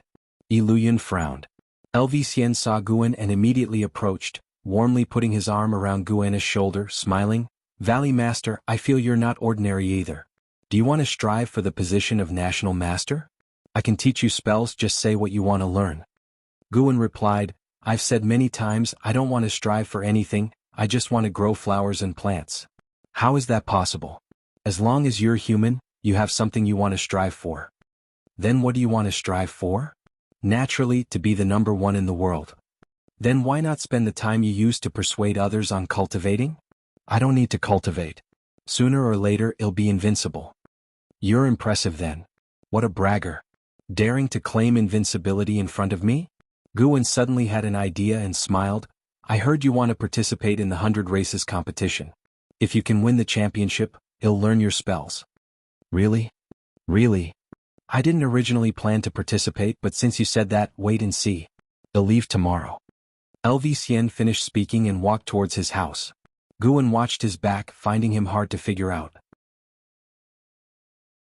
Iluyun walked over and transmitted his voice. Don't provoke him. Ever since he formed his core, he easily falls into dreams during cultivation. Sometimes he dreams of being an emperor, sometimes a sword emperor rampaging the mortal world, and even sometimes a demon emperor. According to him, he can reach the peak of the mortal world in every lifetime. What's wrong with him? Could he be a reincarnated great power? Guwen immediately stopped underestimating LV Xian. Better safe than sorry. This person might indeed have a remarkable background. The next morning, before Guwen left, LV Xian had already departed, making Guwen more eager for the 100 races competition. The Hidden Dragon list was a competition for geniuses under 100 years old. Who would be the top among Zhou Tongyu, Ji Xiaoyu, Li Ya, and LV Xian? Before LV Xian returned, Guwen decided to elevate his cultivation level to the 9th layer of the unification realm, secretly competing with these geniuses' growth speed. By the time Guwen returned to Mystic Valley, it was already noon. He sensed a familiar aura waiting in his loft. Along the way he greeted Wuxin and then went upstairs. Entering the house, Guwen saw Yilan sitting at his desk, holding a book. Oh no. Guwen closed the door and walked to the desk to take the book from her hand. He said seriously, how can a lady read this kind of book? Ever since the outer sex disaster, Yilan rarely visited him, spending most of her time training outside. Now she had been promoted to a deacon in the law enforcement hall, holding a certain position and power. Yilan looked at Guwen and smiled. I heard from Zhenqin that you usually love reading this Green Hero travelogue, so I wanted to see what kind of book you like. I don't know about that Supreme Secret Records. But don't listen to Zhenqin's nonsense. It's a slander. The Green Hero travelogue was left by my master. I haven't read it nor destroyed it, just kept it as a memento. Really? When has your senior brother ever lied to you? Humph. Yilan took out a book from her storage bag and threw it on the table. Guwen glanced at it and his eyelid twitched wildly. Supreme Secret Records. Oh no, how did this book become so popular? Yilan looked at Guwen and said softly, Senior brother, I used to think it was a coincidence when I saw the protagonist named Guwen. But now, after flipping through the Green Hero travelogue, I feel it's not a coincidence. Tell me honestly, did you write the Supreme Secret Records? How is that possible? I don't write books. I only love growing flowers and plants. Hey, do you think he'll believe you now? Senior brother, it's not that I'm telling you off, but if you want to read, couldn't you read something like Investiture of the Gods or Supreme Immortal Venerable?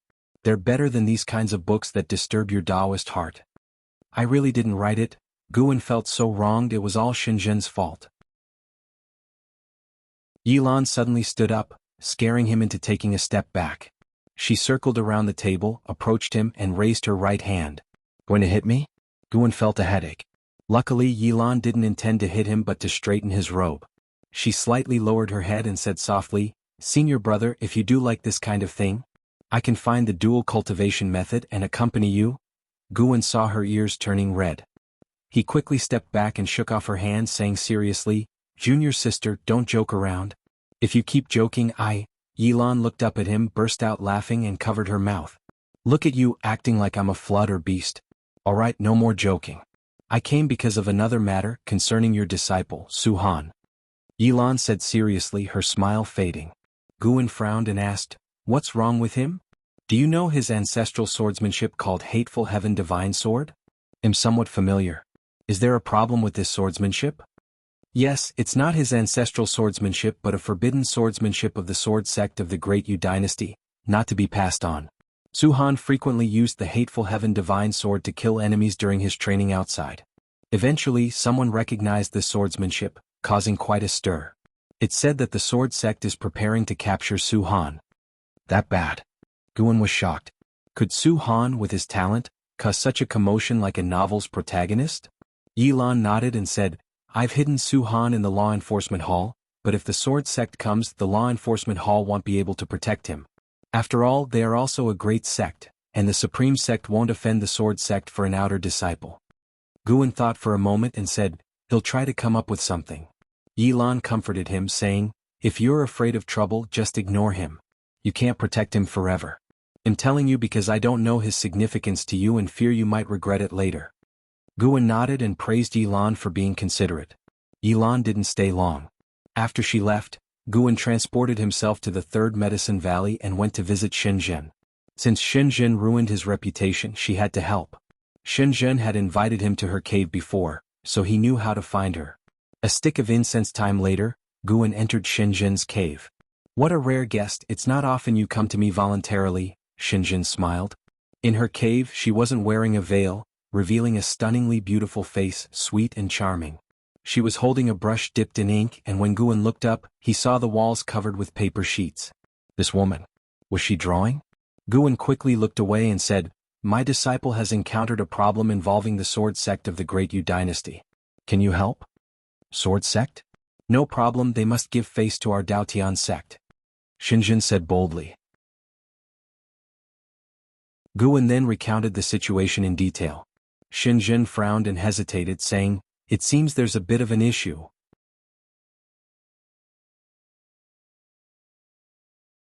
Chapter 73. Perhaps you are a genius? Mad swordsman wants to pass on magic. Is there a problem? Guan couldn't help but roll his eyes and said helplessly, next time, wait until I finish speaking before making a decision. Aren't you giving me hope only to extinguish it with your own hands? Shenzhen shook her head and said, the problem doesn't come from the sword sect but from the Daotian sect. The hateful heaven divine sword is not just a forbidden swordsmanship of the sword sect, it is a forbidden technique throughout the Great Yu dynasty. Every time the hateful heaven divine sword appears, there will be a bloody storm. 100 years ago, someone mastered the hateful heaven divine sword and killed tens of thousands of people. He was severely injured by our sect's elders and eventually fled the Great Yu dynasty. The hateful heaven divine sword is a swordsmanship that can break through heavenly destiny. The stronger the hatred, the stronger the sword intent. Even someone with mediocre talent can break through the limitations of their spirit roots as long as their hatred is intense enough. However, as the realm gets higher and the hatred deepens, it is easy to deviate and become a demon that only knows killing. Hence, the sword sect forbids anyone from practicing it. Hearing this, Guan couldn't help but ask, in that case, why did the sword sect create such swordsmanship? It was created by a genius from the sword sect. Since he was from the sword sect naturally has the responsibility to handle this matter. They have destroyed all the sword manuals, but the hateful heaven divine sword keeps appearing. Perhaps that person scattered the sword manuals throughout the immortal cultivation world before he died, Shenzhen answered. Guan frowned. Would practicing this swordsmanship lead to madness in the end? If that were true, Guan couldn't let Suhan continue. He couldn't favor his disciple at the cost of bringing calamity to the immortal cultivation world? Shenzhen spoke earnestly, the various sects of the Great Yu dynasty all resist the hateful heaven divine sword. If you insist on protecting him, it will only bring endless trouble. There is another way, make him discard the hateful heaven divine sword in front of the sword sect. But discarding the swordsmanship isn't just a matter of forgetting it, it requires abolishing his meridians and spirit root, turning him into a mortal. Guan nodded and said, I understand. He didn't say any more, bowed to Shenzhen and then left. Shenzhen watched his departing figure, slightly shaking her head, not advising further. She believed what she had said was clear enough.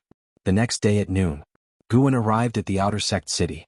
Last night, he invested 100 years of his lifespan from 10,000 miles away, significantly increasing his cultivation.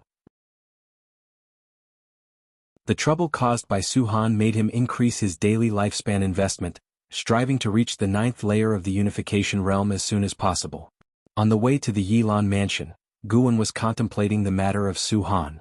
Suhan was his disciple. He had to help, but he couldn't help irrationally. Moreover, judging from Shenzhen's words, practicing the hateful heaven divine sword was not good for Suhan. It would eventually lead to madness. It was a painful path. Thinking it over, Guan decided to let Suhan choose for himself. He could only help him once at most. At the same time, he was pondering another issue. If he invested 10,000 years of his lifespan in the hateful heaven divine sword, could he research a way to improve it so that it no longer led to deviation? But that was a matter for the future.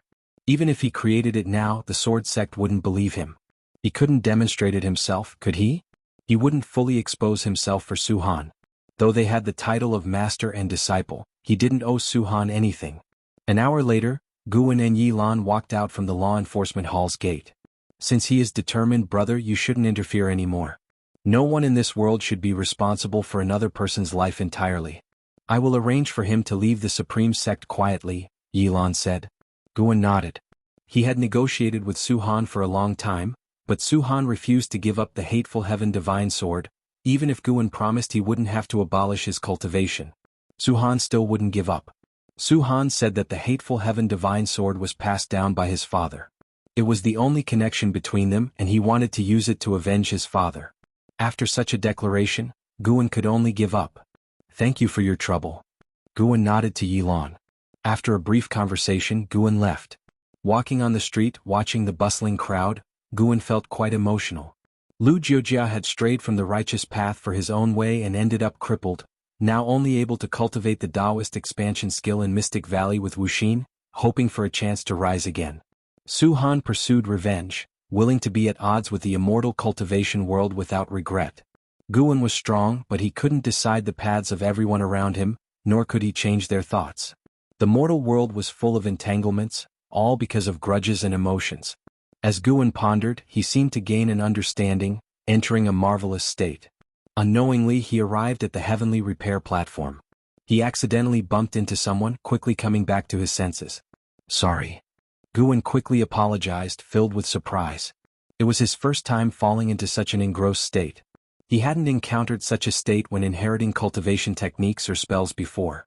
Recalling it, he couldn't explain it clearly, but he felt a slight change within himself. Were you comprehending the path just now? The person Guan bumped into suddenly asked. Guan looked at him. It was a man in green clothes, with a weathered face, carrying a sword box with 3 sword hilts protruding from the top. Guan instinctively used lifespan detection. Han Ming, 5th level of Void Crossing Realm 587/1902/2780. This person also cultivated the energy concealing technique. The immortal cultivation world was full of tricksters. Guan asked in surprise, "What is path enlightenment?" "I was just thinking about something." He thought to himself, it's better not to think about things while walking in the future, it might cause trouble. Han Ming fixed his gaze on him and said, "Path enlightenment is indeed thinking about something. In deep contemplation, one resonates with nature and the universe, entering a marvelous state. You don't need to apologize. I deliberately blocked your way. If you continued forward, you would have bumped into those great cultivators." Is path enlightenment amazing? But I didn't feel any change in my cultivation level, Guan asked, half true and half false. He pretended to be ignorant, but in reality he didn't understand path enlightenment. Han Ming turned around, looking at the words righteous path in the distance, and said, "Path enlightenment is very rare. It cannot be taught or predicted, relying entirely on one's comprehension and blessing. Some break through realms through path enlightenment, some create astonishing ultimate skills through it. I once comprehended the path and created my own swordsmanship. Although I don't know what you were comprehending, you will feel its benefits in the future. Thank you for your guidance, Senior. May I ask your name?" Guan raised his hand and asked respectfully. Han Ming answered, "I am Han Ming from the Great Yu Dynasty.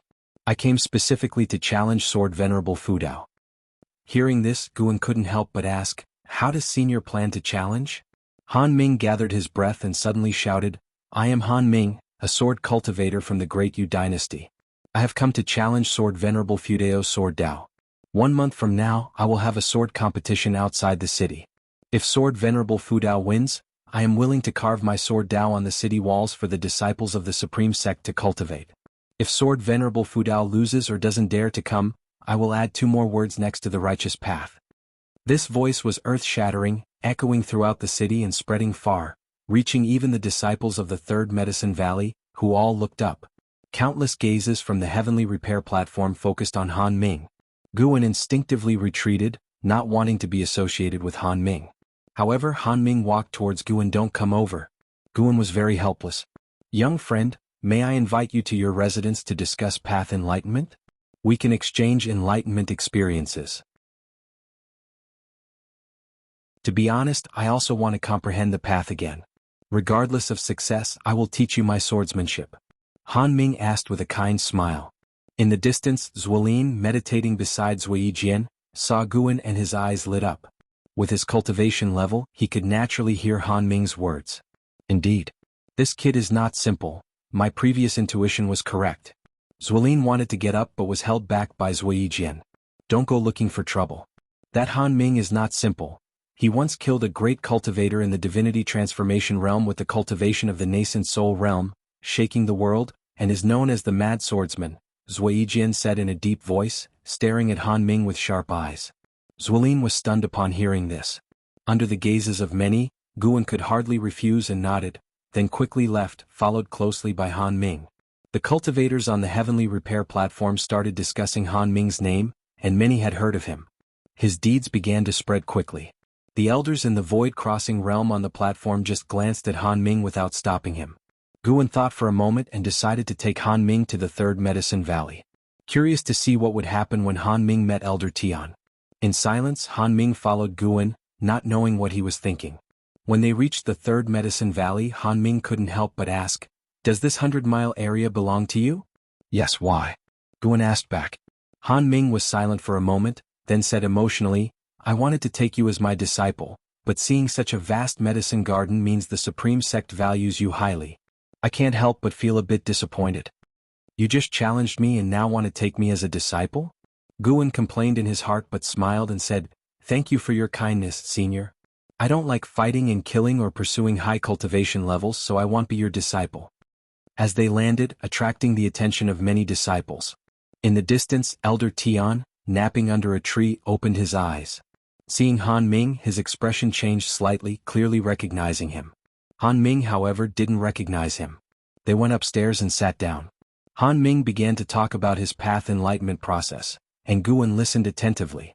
Han Ming comprehended the path at the age of 200. At that time he couldn't break through to the 9th layer of the core formation realm and thought his life would end there. He sat under a waterfall in a low mood for 7 days and nights, then he enlightened the path. After one night, his sword heart enlightened, and his sword intent transformed. Listening to his words, Guan thought about the extreme lifespan concept. He wondered if path enlightenment could change the extreme lifespan. So far, Guan hadn't seen anyone break through the extreme lifespan, although current lifespan often changed. Cultivators of different realms had their current lifespan increase with higher realms, but each major realm didn't have a standard lifespan limit, since lifespan was related to state, cultivation techniques, natural treasures and so on. Like Li Xiandao, clearly in the divinity transformation realm, but some in the nascent soul realm had similar lifespans as him. Or Ji Xiaoyu, who had over 800 years of lifespan in the 9th layer of foundation establishment, comparable to Li Xiandao in the 8th layer of the divinity transformation realm.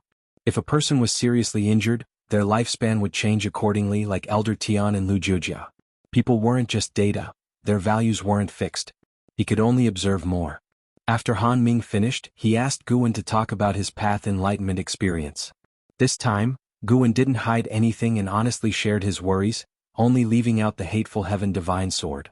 When he finished, Han Ming pondered and said, "Worrying about your disciples' safety, realizing you can't control others' destinies, that's your path enlightenment. You might be a genius. In a month I will compete in a sword contest with Sword Venerable Fudao and I might die. How about I teach you all my sword Dao within this month? What do you think?"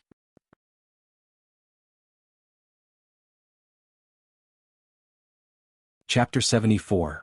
Breaking through the 9th layer of the unification realm sword transmission? Guan instinctively resisted. He had already mastered the Taizong divine shocking sword, wood spirit sword technique, and even the hateful heaven divine sword existed on his panel. There was no need to waste time and lifespan practicing other swordsmanship. After all, he could promote and upgrade his sword techniques through lifespan deduction. Why bother learning so many? Guan pretended to be in difficulty.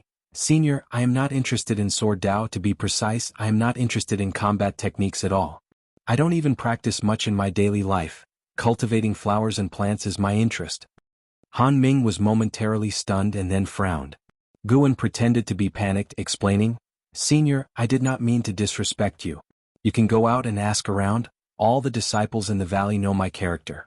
My spirit root qualification is limited, and rather than wasting my limited lifespan on the illusory goal of immortality, I might as well live comfortably and enjoy my 200 years. Han Ming looked at him in silence. Guan did not say more. Could he possibly beg him not to teach? After a while, Han Ming sighed and said, I finally understand why you easily comprehend the path. Your mindset has surpassed most cultivators. You have let go of obsessions and appreciate the myriad phenomena of the mortal world. Perhaps this makes it easier to perceive the true meaning of heaven and earth. The two continued discussing the Tao. Han Ming no longer insisted on teaching swordsmanship. They talked for a full day and night before Han Ming left. He planned to wander in the Supreme Sect to find a suitable inheritor. Guan then recommended someone, Zuolin. Coincidentally, Han Ming also knew Zui Jian, so he agreed to assess Zuolin. After he left, Guan began patrolling the Third Medicine Valley. Elder Tian caught up, curiously asking, Valley Master, that cultivator just now didn't seem ordinary, but his attire clearly indicated he was from the Great Yu dynasty. What was he looking for? He wanted to take me as his disciple and transmit his sword Tao to me. Did you agree? How could I? If I agreed, wouldn't that be a betrayal of the Supreme Sect? Although my strength is lacking, I am loyal to the Supreme Sect. Guan casually dismissed the idea, speaking so nonchalantly that Elder Tian could feel his sincerity. He didn't think Guan was acting. He had been in this Medicine Valley for many years, and Guan always took his tasks seriously, treating servant disciples earnestly. Apart from not loving cultivation, Elder Tian couldn't find a flaw in Guan. Elder Tian began to accompany Guan on patrol, inspecting the medicinal herbs along the way as they chatted sporadically. During this time, Guan inquired about Elder Tian's views on the master-disciple relationship. Elder Tian had lived for over 700 years. Guan was interested in his life insights. Though he might not necessarily follow them, listening was always beneficial. Meanwhile, the news of Han Ming, the mad swordsman of Great Yu, challenging sword Venerable Fudao spread quickly through the Supreme Sect cities, sparking anticipation among everyone who heard it. Han Ming was a renowned sword cultivator, while sword Venerable Fudao was the most famous cultivator of the Supreme Sect at present. Who wouldn't want to watch their sword competition? Most importantly, the disciples of the Supreme Sect also wanted to witness the true appearance and grace of sword Venerable Fudao. Half a month later, when Guan arrived at Tianya Valley, he heard Luo Hun and Yi Luyun discussing this matter. This made Guan start to hesitate. Originally, he did not intend to participate. After all, the Supreme Sect had plenty of experts, and they would never allow Han Ming to destroy the heavenly repair platform. But now that the matter had escalated so much, if he did not go, wouldn't it tarnish his own reputation? No way. He needed to speed up his path to strength. Han Ming was a genius who killed enemies across realms. With his cultivation level at the first level of the Unification Realm and his ability to control a sword from afar, what if things went wrong? He had to reach the 9th level of the Unification Realm in advance. Seeing that Han Ming seemed like a decent person, Guan decided to give him a thorough defeat. Maybe Han Ming would have another epiphany after losing. In the dead of night, Guan kept flashing through the forest, covering 100 miles with each step. He was quickly distancing himself from the Supreme Sect, using the infinite traceless mystic heaven step. He felt guilty about constantly drawing on the Supreme Sect's spiritual energy. This time he decided to break through in a place rarely visited by people. He aimed to break through to the 9th level of the Unification Realm in one go. Alas, the world was unpredictable. There were always interruptions to his plans and his pace of becoming stronger. After traveling nearly 20,000 miles, Guan finally stopped. Here, deep in the mountains, the forest was filled with dense demon energy and ghost energy. Guan sat down to meditate under a tree, immediately activating the lifespan barrier. He couldn't walk any further. Who knew where he might end up? Guan began investing 1,000 years of lifespan into his cultivation, successfully reaching the 2nd level of the Unification Realm, with Earth Spirit energy pouring into him. After that, he continued to invest another 1,000 years of lifespan. 1,000 years after another. By the time he reached the 9th level of the Unification Realm, he had invested a total of 18,000 years of lifespan. After reaching the 5th level, each level required 3,000 years of lifespan to break through, which was related to the spiritual energy in his environment. It was acceptable to him, considering that advancing from the 9th level of the Void Crossing Realm to the 1st level of the Unification Realm had cost him over 12,000 years. Seeing that he still had over 200,000 years of lifespan left, Guan felt joyful and began to enjoy the elevation of his realm. The forest trembled and strong winds blew from all directions. Green waves of chi arose from the ground beneath him. Roar! A deafening roar resounded from afar. It was a demon beast howling. Guan was secretly alarmed. The aura of this demon beast was no weaker than the divinity transformation realm.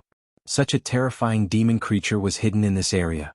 Fortunately, he hadn't come this far for his previous breakthroughs, lest he be eaten by a demon monster, which would have been extremely unfortunate. Soon, more demon beasts began to howl, one after another, their voices growing in number. The combined roars seemed to be capable of overturning the night sky. The night sky was filled with swirling dark clouds, obscuring the stars and the moon, making it unclear whether it was clouds or demon energy. At that moment, Guan felt as if he were in a demon domain or a magic realm. The howls and cries of demons and monsters surrounded him from all sides, chilling and horrifying. The forest ahead shook violently, as if it might uproot at any moment. In the darkness behind the mountains, a colossal mountain began to move. With his sharp vision, Guan could see it was a giant demon, at least 300 feet high, resembling a turtle carrying a mountain on its back. As it moved forward, dust flew everywhere. Guan saw numerous wandering ghosts circling around the mountain, like a following army.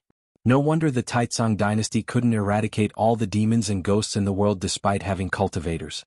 Along the way, Guan's divine sense had picked up the sounds of villagers in the mountains, confirming he hadn't yet left the Taizong dynasty. The Taizong dynasty was vast, seemingly even larger than Earth in his previous life. With such expansive territory, it was teeming with countless demons and ghostly creatures. The other 8 dynasties were probably not much smaller than the Taizong dynasty, but as Shunjin said, the lands of the 9 dynasties together only occupied a small corner of this continent. This world was indeed immeasurably vast. Inexhaustible earth spirit energy flowed into Guan's body, continuously enhancing his cultivation. No wonder advancing from the 1st to the 9th level of the unification realm had consumed 18,000 years of lifespan. The amount of spiritual energy required for this process was enormous. Guan suspected that this disturbance would affect an area of tens of thousands of miles, possibly even impacting the Supreme Sect. The 9th level of the unification realm was already like this. If he aimed for higher realms, would he alarm the entire dynasty? The main issue was compressing the spiritual energy absorbed over 18,000 years into a short time span, drawing an immense amount of spiritual energy. Once the spiritual energy in this area was depleted, he would have to draw from other places, as heaven and earth also needed time to replenish it. Whatever. He thought he would break through first and talk later. Nobody could stop him from becoming stronger. Guan closed his eyes, ignoring the disturbances around him. In a spacious cave, the firelight flickered violently, casting the shadow of a large cauldron on the walls. It was a large iron cauldron, over a yard in diameter, with a blazing fire underneath. The soup inside was boiling, with white bones bobbing up and down. 2 human children were tied up against the cave wall. They appeared to be about 12 or 13 years old, a boy and a girl. The boy was rubbing the hemp rope on his wrists against a protruding rock, his wrists bleeding profusely, but he didn't frown. His actions only became faster, barely showing the white bones of his joints.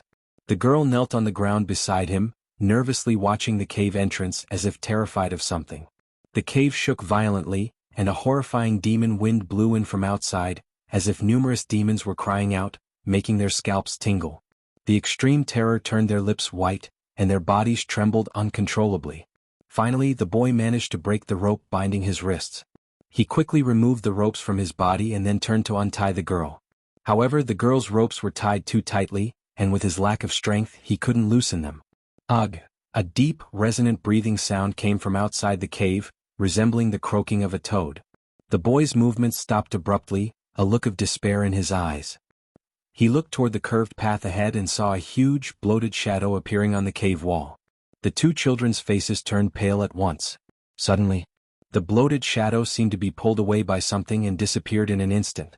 Soon after, the sound of crisp, loud chewing came from outside the cave. The boy leaned against the wall, quickly covering his mouth, afraid to make even the slightest noise. The bound girl closed her eyes tighter, not daring to look at the cave entrance. The earth spirit energy sank, causing the demons to flee in all directions. The night was destined to be anything but peaceful. 2 hours later, Guan reached the 6th level of the unification realm. He predicted it would be dawn by the time he reached the 9th level. Compared to his previous breakthroughs, the speed at which he absorbed spiritual energy had increased several times, yet the breakthrough time had still lengthened. Normal cultivators in the unification realm never made such a large commotion while breaking through because they accumulated energy slowly and did not devour the spiritual energy required for future centuries and millenniums in a short time. Guan waited patiently. Time passed quickly. As dawn broke, the first ray of sunlight pierced the sky. The sky was full of demon clouds, and the forest was shrouded in demon energy, like a dense fog. Guan sat beneath the tree in meditation and suddenly opened his eyes. The 9th level of the unification realm, complete. Reaching this level, he clearly felt a significant enhancement in his divine sense and senses, even feeling his heart condensing spiritual power, as though something was about to grow. The rate at which he devoured earth spirit energy began to slow down. Guan felt 100 times stronger compared to before. The 9th level of the unification realm was not something the first level could compare to. Guan didn't believe any cultivator at the first level of the unification realm could kill him across realms. At that thought he broke into a cold sweat. Almost ruined his Taoist heart. He couldn't think this way, those who were killed across realms probably had this kind of mindset. He couldn't underestimate anyone and had to be mentally prepared for the possibility of being ambushed, only then could he give it his all.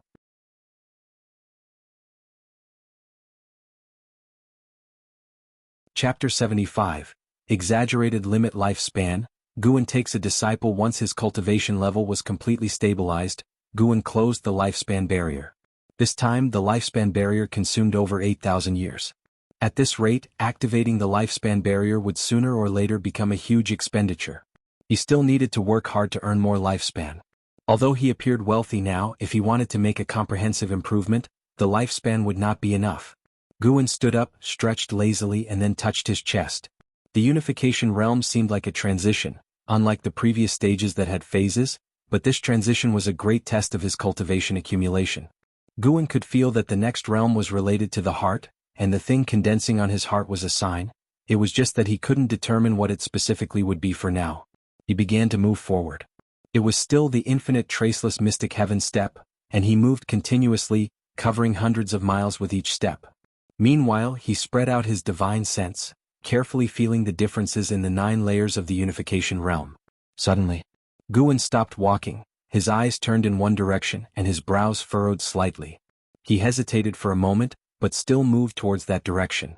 By a small river in the mountains, a boy covered in blood and mud stood in front of a mountain wall. He held a large stone in his hand, and behind him stood a girl in a similar state of disarray, looking at the front in terror. On the opposite side of the river, a 2-zhang tall wolf demon emerged from the forest. It walked upright, its deep black fur glistening. Despite the morning light, its eyes shone with a terrifying gleam. The wolf demon opened its mouth, exhaling a thick breath while staring fixedly at the two in front. The boy trembled in fear but still bravely took a step forward. Neither of them noticed a figure appearing on the mountain top behind them. It was Guan. Guan had temporarily changed into a white robe and wore a specially made mask. This was something he crafted in his spare time, containing restrictions to isolate divine sense probing. The breeze blew Guan's robe as he looked at the two people below, casting a lifespan detection upon them. Gooden, non-rank 12/99/9999, Little Flower, non-rank 12/78/230, a lifespan limit of 9,999 years? Guan doubted his eyes. This broke Ji Xiaoyu's record among the human race. Could it be that this boy also had a primordial Taoist talisman within him? At that moment, the wolf demon suddenly pounced on the boy named Gooden. Guan waved his hand, and a beam of sword chi fell between the wolf demon and Gooden. Stones flew and water splashed, terrifying the wolf demon into immediate retreat, turning around and fleeing. Dust blew in their faces, causing Gooden to shut his eyes and cough. When the dust settled, he opened his eyes wide to see a half-zhang wide 100-zhang long crack by the riverbank as if slashed by a giant sword. Footsteps came from the side, frightening Gooden into a shudder. He turned around quickly and saw Guan. Although Guan appeared human, the mask he wore led Gooden to retain his grip on the stone. "Are you a human, or a demon?" Gooden cautiously asked, his voice weak and still trembling. Guan spoke, "Naturally human, otherwise why would I save you?" He changed his voice to sound old and weary as if in his 40s or 50s. Upon hearing this, Gooden let out a sigh of relief but did not put down the stone, making Guan's eyes flash with admiration. "Where is your home? I will take you back." Guan continued. Guden fell silent immediately upon hearing this. At this moment, Little Flower behind him suddenly burst into tears. "My parents were eaten by the demon," she said intermittently, sobbing. Her emotional outburst made Guden's eyes turn red as well. Then Guden recounted their experiences. A group of demons attacked their village, devouring all the adults and taking the children to this area. They saw their companions turned into soup every day. Last night it was supposed to be their turn, but the mountain suddenly shook and the demon guards ran out. At dawn, they escaped the cave but found no trace of the demons and started fleeing. Not long after, they were targeted by the wolf demon on its way. Guan listened in silence. It was his first true encounter with the hardships of the mortal world. He was born in the Ji family, never experiencing the threat of demons, and later went to the Supreme Sect, smoothly advancing by seizing lifespan. Compared to him, these two children had it incredibly tough. Guan felt a sense of compassion, but Guden's exaggerated lifespan prevented him from taking them back. Such an extreme lifespan, if they pursued immortal cultivation, would definitely bring endless troubles. Guan even suspected that Guden possessed a great fortune. Thus, his entire family perished except for him. Just as he was about to be eaten, Guan broke through this area. Just as the wolf demon was about to catch him, Guan saved him. All these coincidences coming together meant it was no coincidence. A child of fate? Seeing that these two were already orphans with no kin to rely on, Guan couldn't bear it. After thinking it over, Guan decided to first take them to a safe place. He appeared behind Guden in a single step, picked him up, then went to Little Flower and lifted her as well, moving quickly. Frightened by his movement technique, they stopped crying and stiffened. After 10 breaths of time. In a forest, Guan stopped and gently placed them on the ground. He took out a bottle of elixir from his storage bag and poured half into each of their mouths. The sudden feeding made them choke, but as the elixir went down their throats, they felt a warm flow spreading through their meridians, which was a wonderful sensation. They opened their eyes wide in disbelief. Guan then sat down cross-legged before them and asked, "Do you want to cultivate immortality?" He dared not take Guden back directly but could teach them the cultivation method and let them someday join the Supreme Sect on their own, keeping it unrelated to him. He intended to send the Supreme Sect a top-tier genius, compensating for multiple offenses of drawing spiritual energy over the years. "Are you an immortal?" Guden exclaimed, his face full of excitement. "I am not. I am merely striving to be an immortal. Since you have nowhere to go now, I shall teach you the cultivation method. In the future you can join the Supreme Sect, finding a home there." Guan replied, still using the altered voice to avoid being recognized later at the Supreme Sect. Guden nodded eagerly, even kowtowing to Guan, calling him master. He turned to the dazed Little Flower, pressing her head downward. "Call him master." Little Flower instinctively called, "Master." Guan initially wanted to refuse, but seeing their hopeful faces he couldn't. Damned. Was this the effect of great fortune? Guan felt it wasn't his compassion but Guden's fortune influencing him. Immortal cultivation emphasized fortune and karma, trusting in those intangible existences. "Fine, now I will teach you the mental method formula. Listen carefully and remember it well," Guan said seriously. The two immediately sat upright, focused on him, fearing he would get angry. Guan passed on his Yangwood primordial skill to them. He wasn't afraid Guden would fully comprehend it. Even with 1,000,000 years of lifespan, continuous improvement would be necessary. Honestly, he also wanted to see how far Guden could develop the Yangwood primordial skill. So far, he wasn't sure what tier his cultivation techniques and ultimate skills ranked within the immortal cultivation world. Time flew by quickly. Guan spent half a day teaching, mainly to Little Flower. He taught the first layer of the mental method. Guden memorized it after hearing it once. The extreme lifespan indeed didn't lie. Guan let Guden go to the side and cultivate while he instructed Little Flower alone. "Master, I feel something inside my body. Is it spiritual power?" By afternoon, as Little Flower pondered carefully, Guden suddenly shouted in excitement nearby. Little Flower, hearing this, opened her eyes wide in disbelief, followed by a look of gloom. Guan calmly said, "Don't make a fuss. Where are your manners? Do you want to attract demons?" Guden quickly shut his mouth. As night approached, Little Flower finally memorized the first layer of the Yangwood primordial skills mental method. Another night passed. Guden had already fully embarked on the path of immortal cultivation, while Little Flower had yet to cultivate any spiritual power. Typically, with a 5 spirit root qualification, it took a month to cultivate spiritual power, so Guan wasn't disappointed with Little Flower. At dawn, Guan prepared to leave. "Gooden, I am going out. I will return by evening. Take good care of your junior sister," Guan instructed. Gooden opened his eyes and quickly stood up, nervously asking, "Master, will you really come back? Don't leave us. I promise not to shout anymore." Little Flower also opened her eyes upon hearing this, stood up and rushed over, holding Guan's waist to prevent him from leaving. Guan found it amusing but maintained a stern tone. "I am going to slay demons. Do you want to burden your master by coming along?" Hearing this, Little Flower immediately let go. Gooden's eyes darted and he said, "Master, we are also cultivating immortality now. How about giving us new names?" He believed that having new names was significant, and being named by their master would strengthen the relationship. Guan hesitated for a moment. He raised his right hand, pointing his finger towards the ground, inscribing words with sword chi. Gooden quickly ran over to watch by his side. Although from a mountain village, a teacher there had taught them, so he could barely recognize the words. After Guan finished writing, Gooden couldn't help asking, And what? Master, what's the last word?" "Your name is Hao. Hao means sky, hoping you could become the sky for your junior sister and pave your own path to the heavens. As for Little Flower, her name is now Xan. I hope she can live in peace and be content with what she has." Guan said calmly and disappeared into thin air after speaking. Renamed Hao, Gooden looked up, already unable to see Guan's figure. He immediately squatted down, gazing at his new name, muttering, "Hao, Hao." He seemed intent on remembering the word Hao. An Xen squatted beside him, accompanying him in looking at the words on the ground. On the other side, Guan hurried towards the Supreme Sect. When he returned to Mystic Valley, Wuxia was still leading disciples in training. He walked from the valley entrance and saw many cultivators flying across the sky. Evidently, the disturbance the previous night had alerted the Supreme Sect.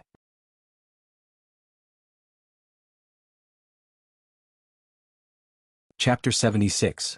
The World Watches. What is a sword cultivator? Seeing Guan walk towards the valley entrance, Wuxia quickly ran over.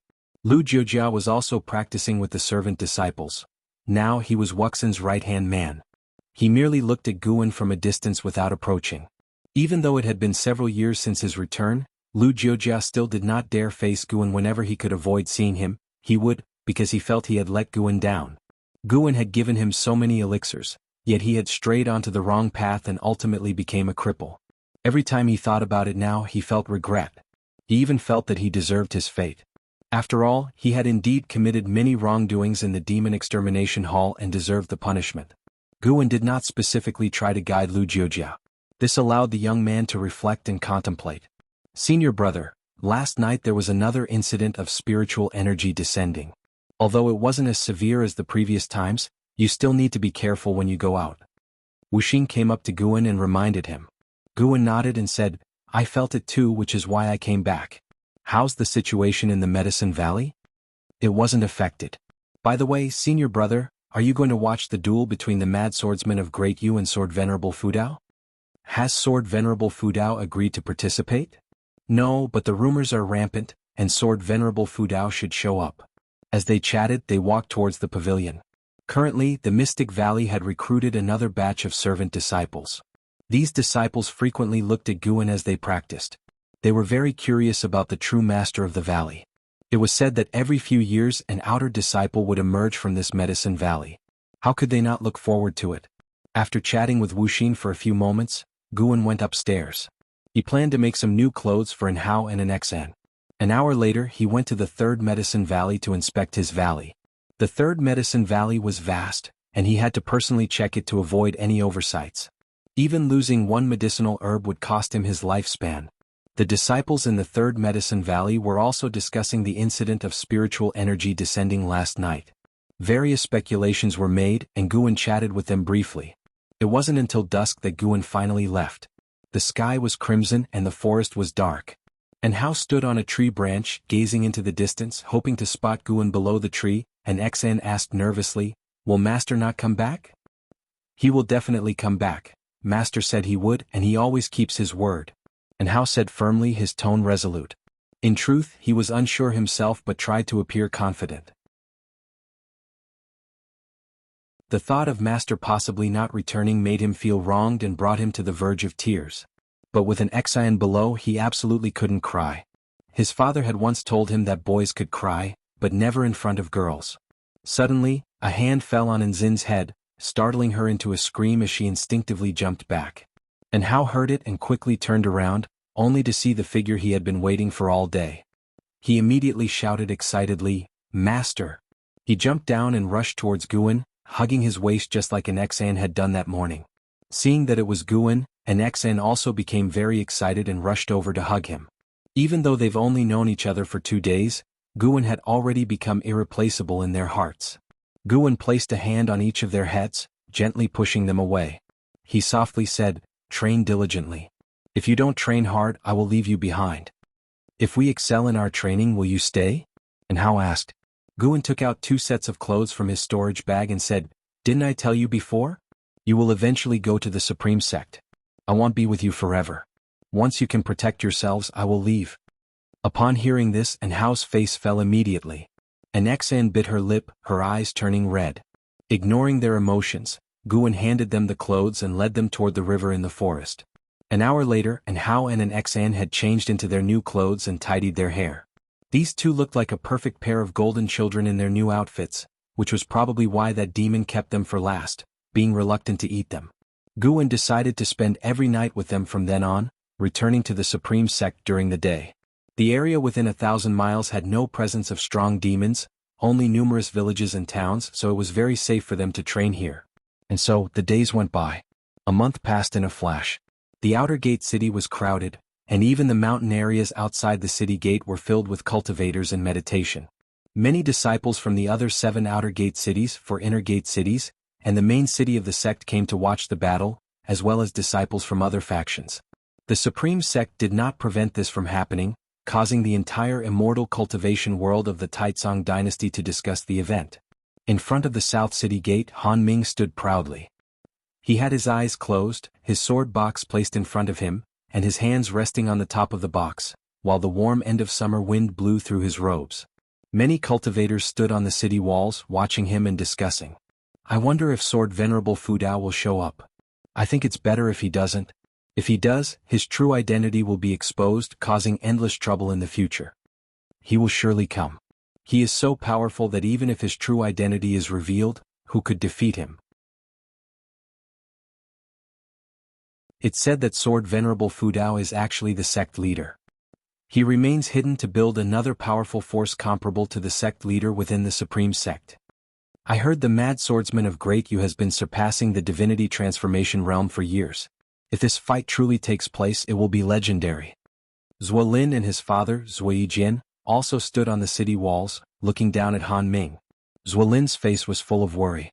He had already taken Han Ming as his master, so he naturally worried about his master's safety. Jiang Qiong and Hu Mo, who had a cultivation level of 9 layers of the divinity transformation realm, stood on top of a huge gourd, also discussing the upcoming battle.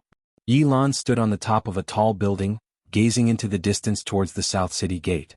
The sky was blue, not a cloud in sight, while the mountains outside the city were rugged.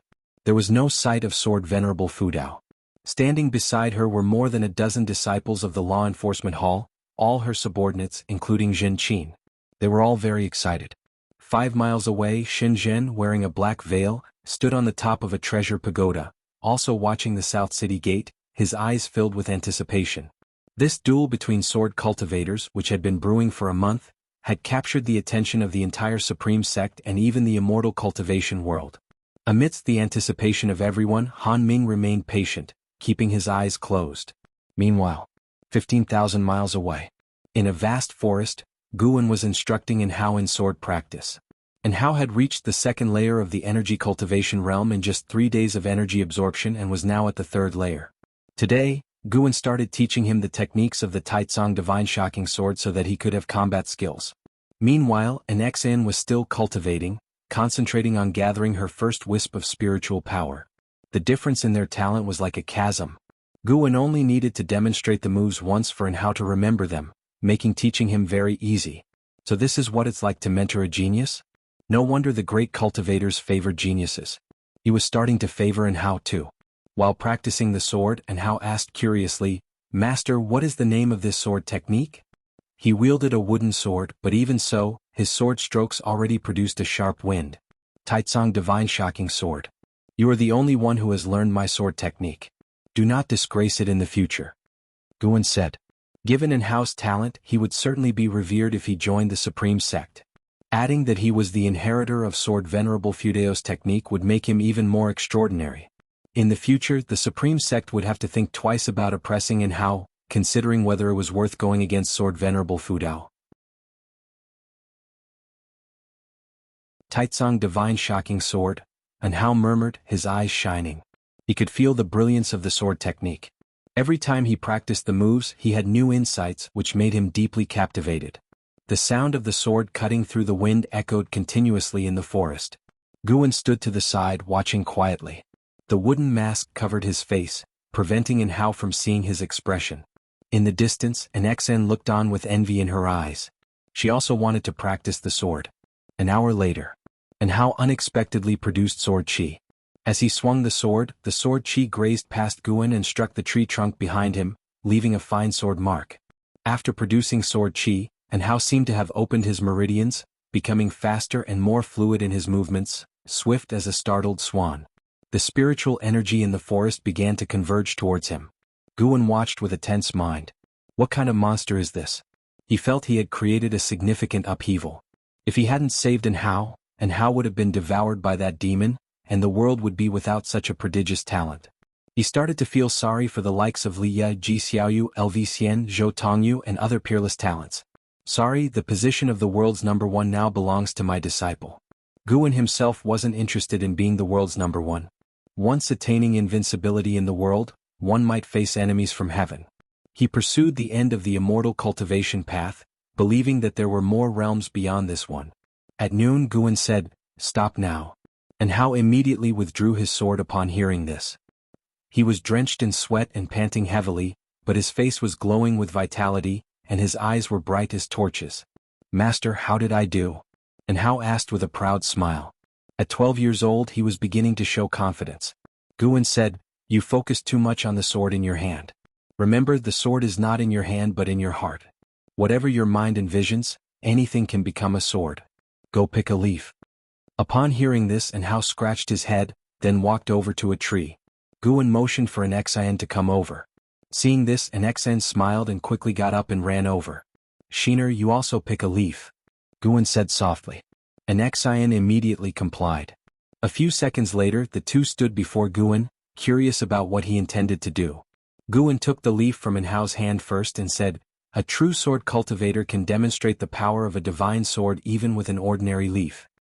He held the leaf between two fingers of his right hand and lightly swiped it toward the distance. The leaf flew out, and In-how and an Xen followed it with their eyes. Boom! A strong wind erupted, messing up their hair. They widened their eyes in disbelief. The leaf suddenly burst forth with terrifying sword chi, shattering the forest in front of them and cutting through the air with unparalleled force, disappearing in an instant. A 10-foot wide clearing appeared in the forest ahead. Dust was flying and the scene was breathtaking. That direction, incidentally, was towards the outer gate of the Supreme Sect.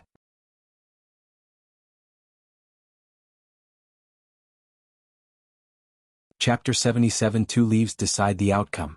Outside the Supreme Sect, in front of the South City Gate. Sword Venerable Fudao, if you do not show up within 30 minutes' time, then I will carve 2 more words on the heavenly repair platform. Han Ming's voice resounded, loud as rolling thunder, reverberating between heaven and earth for a long time. His words stirred the cultivators into a flurry of discussion. Although the disciples of the Supreme Sect frowned, they did not dare to curse him as he had observed the formalities first. Having eagerly awaited for a month, the fact that Sword Venerable Fudao hadn't appeared left even the disciples of the Supreme Sect somewhat disappointed. Zuolin on the city wall breathed a sigh of relief. Though he felt Han Ming was no match for Sword Venerable Fudao, having spent a month together, he sincerely didn't wish for anything untoward to happen to Han Ming. Zui Jin, on the other hand, looked into the distance, instinctively feeling that Sword Venerable Fudao would surely come. The commotion in the city grew louder. On the gourd magic artifact, Jiang Qiong whispered, "Could it be that Sword Venerable Fudao is really the sect leader?" "It's possible," Huemo mused, Although Han Ming is not much stronger than Chu Xian, Sword Venerable Fudao would need to reveal his true form to defeat him, so he wouldn't dare show up. If Sword Venerable Fudao truly is the sect leader, it's going to be interesting, and it will be seen as a self-directed play. His expression was mocking, his tone laced with disdain.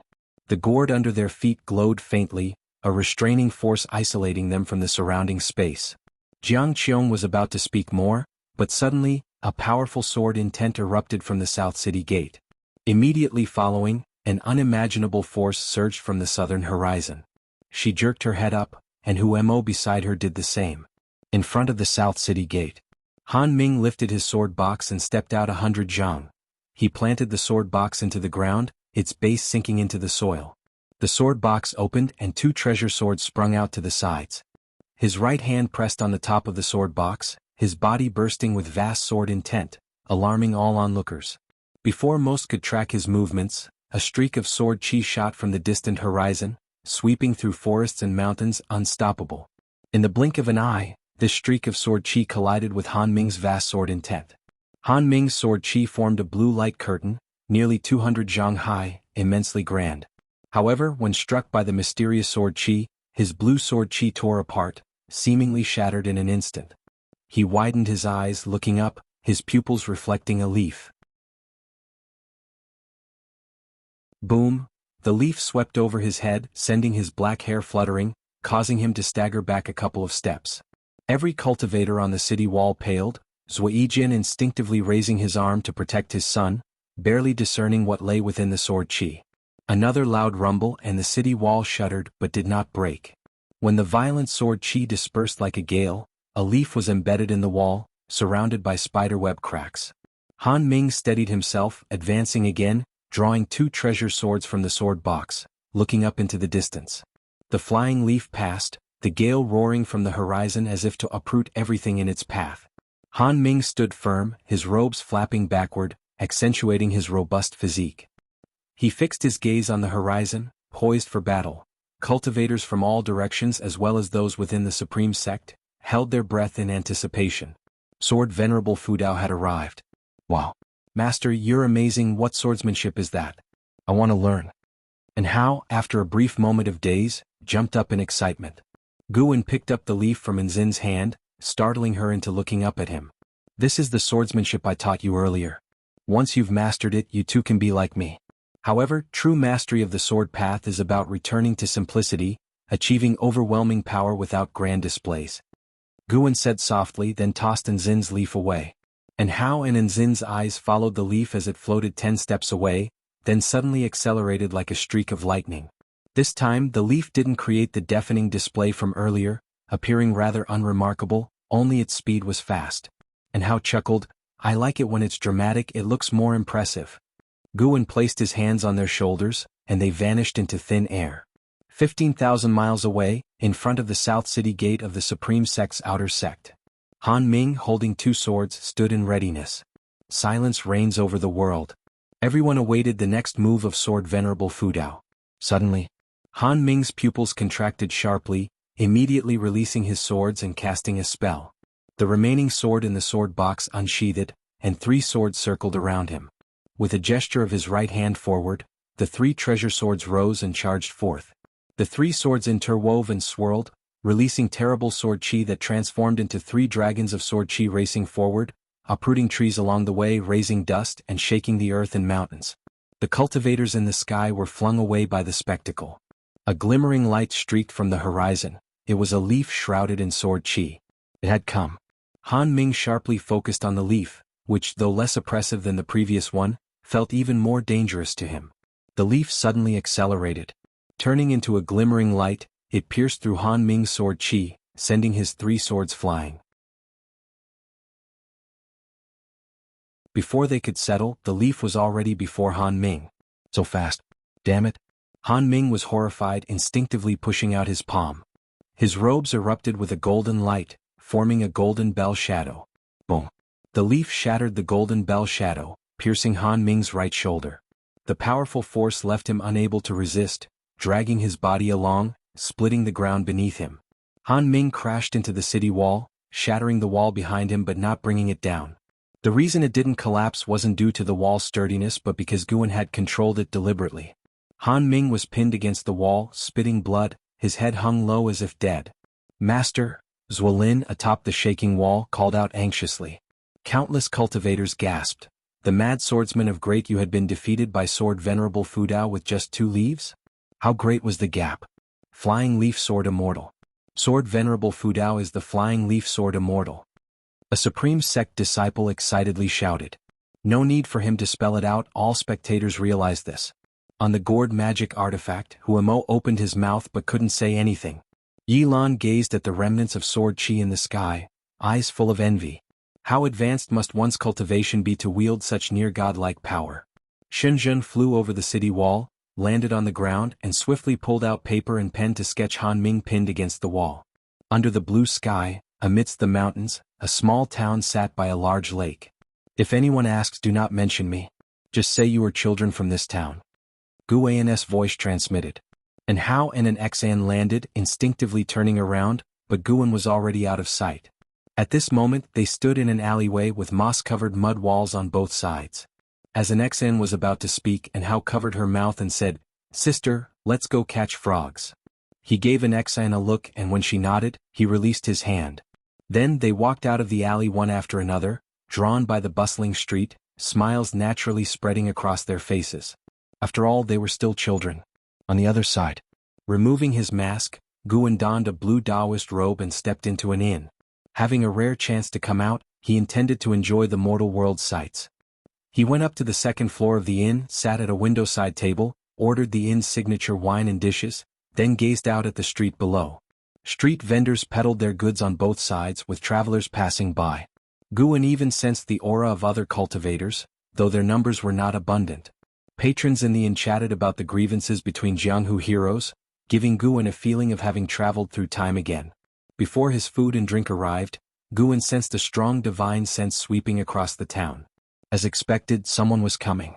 The divine sense swiftly vanished, not appearing again. Guan was in no hurry, ready to relax for the day.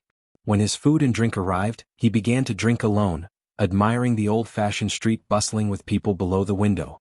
The sun set, the moon rose. As night fell, the town remained lively, red lanterns hanging on the buildings, with small rivers crisscrossing the town, glowing faintly. Guan stood atop a stone bridge, his brow furrowing slightly. He sensed a wisp of demon energy entering the town. Not very strong, just a second-rank demon creature, equivalent to the Foundation establishment realm. Guan initially planned to return to the Supreme Sect the next morning to enjoy victory's accolades, so he wasn't in a rush, curious to see what the demon creature intended. Though no cultivators openly resided in this town, the second-rank demon creature was still cautious, suggesting a particular reason. Guan slowly walked toward the direction of the demon energy. As he passed by a courtyard, a voice called out to him. "Junior brother Gu." The voice was old, tinged with surprise and hesitation.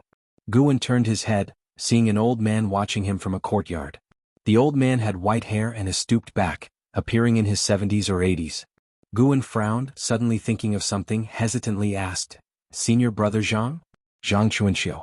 It had been so long, Guan had nearly forgotten Zhang Chunqius' aura, and Zhang Chunqius' appearance had changed significantly.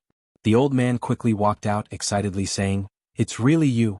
I felt like the person on the bridge looked like you from upstairs, but I didn't dare to believe it. Junior brother Gu, what brings you here? Are you on a mission as an outer disciple?" Guan nodded, "Something like that." "Senior brother, what are you doing here?"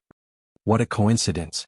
Zhang Chuanxiu smiled, "This town is the wealthiest near the Supreme Sect. I'm here to spend my retirement." That made sense. Guan chose this place because of its safety and vibrant population. Zhang Chuanxiu took Guan by the wrist, smiling, "Come in and chat, you're not in a hurry, are you?" "Not at all," Guan replied, sensing no one else in the courtyard. He was curious about Lotus' whereabouts. He had once eavesdropped on Zhang Chuanxiu muttering to himself, learning Zhang Chuanxiu had come down the mountain for a girl named Lotus.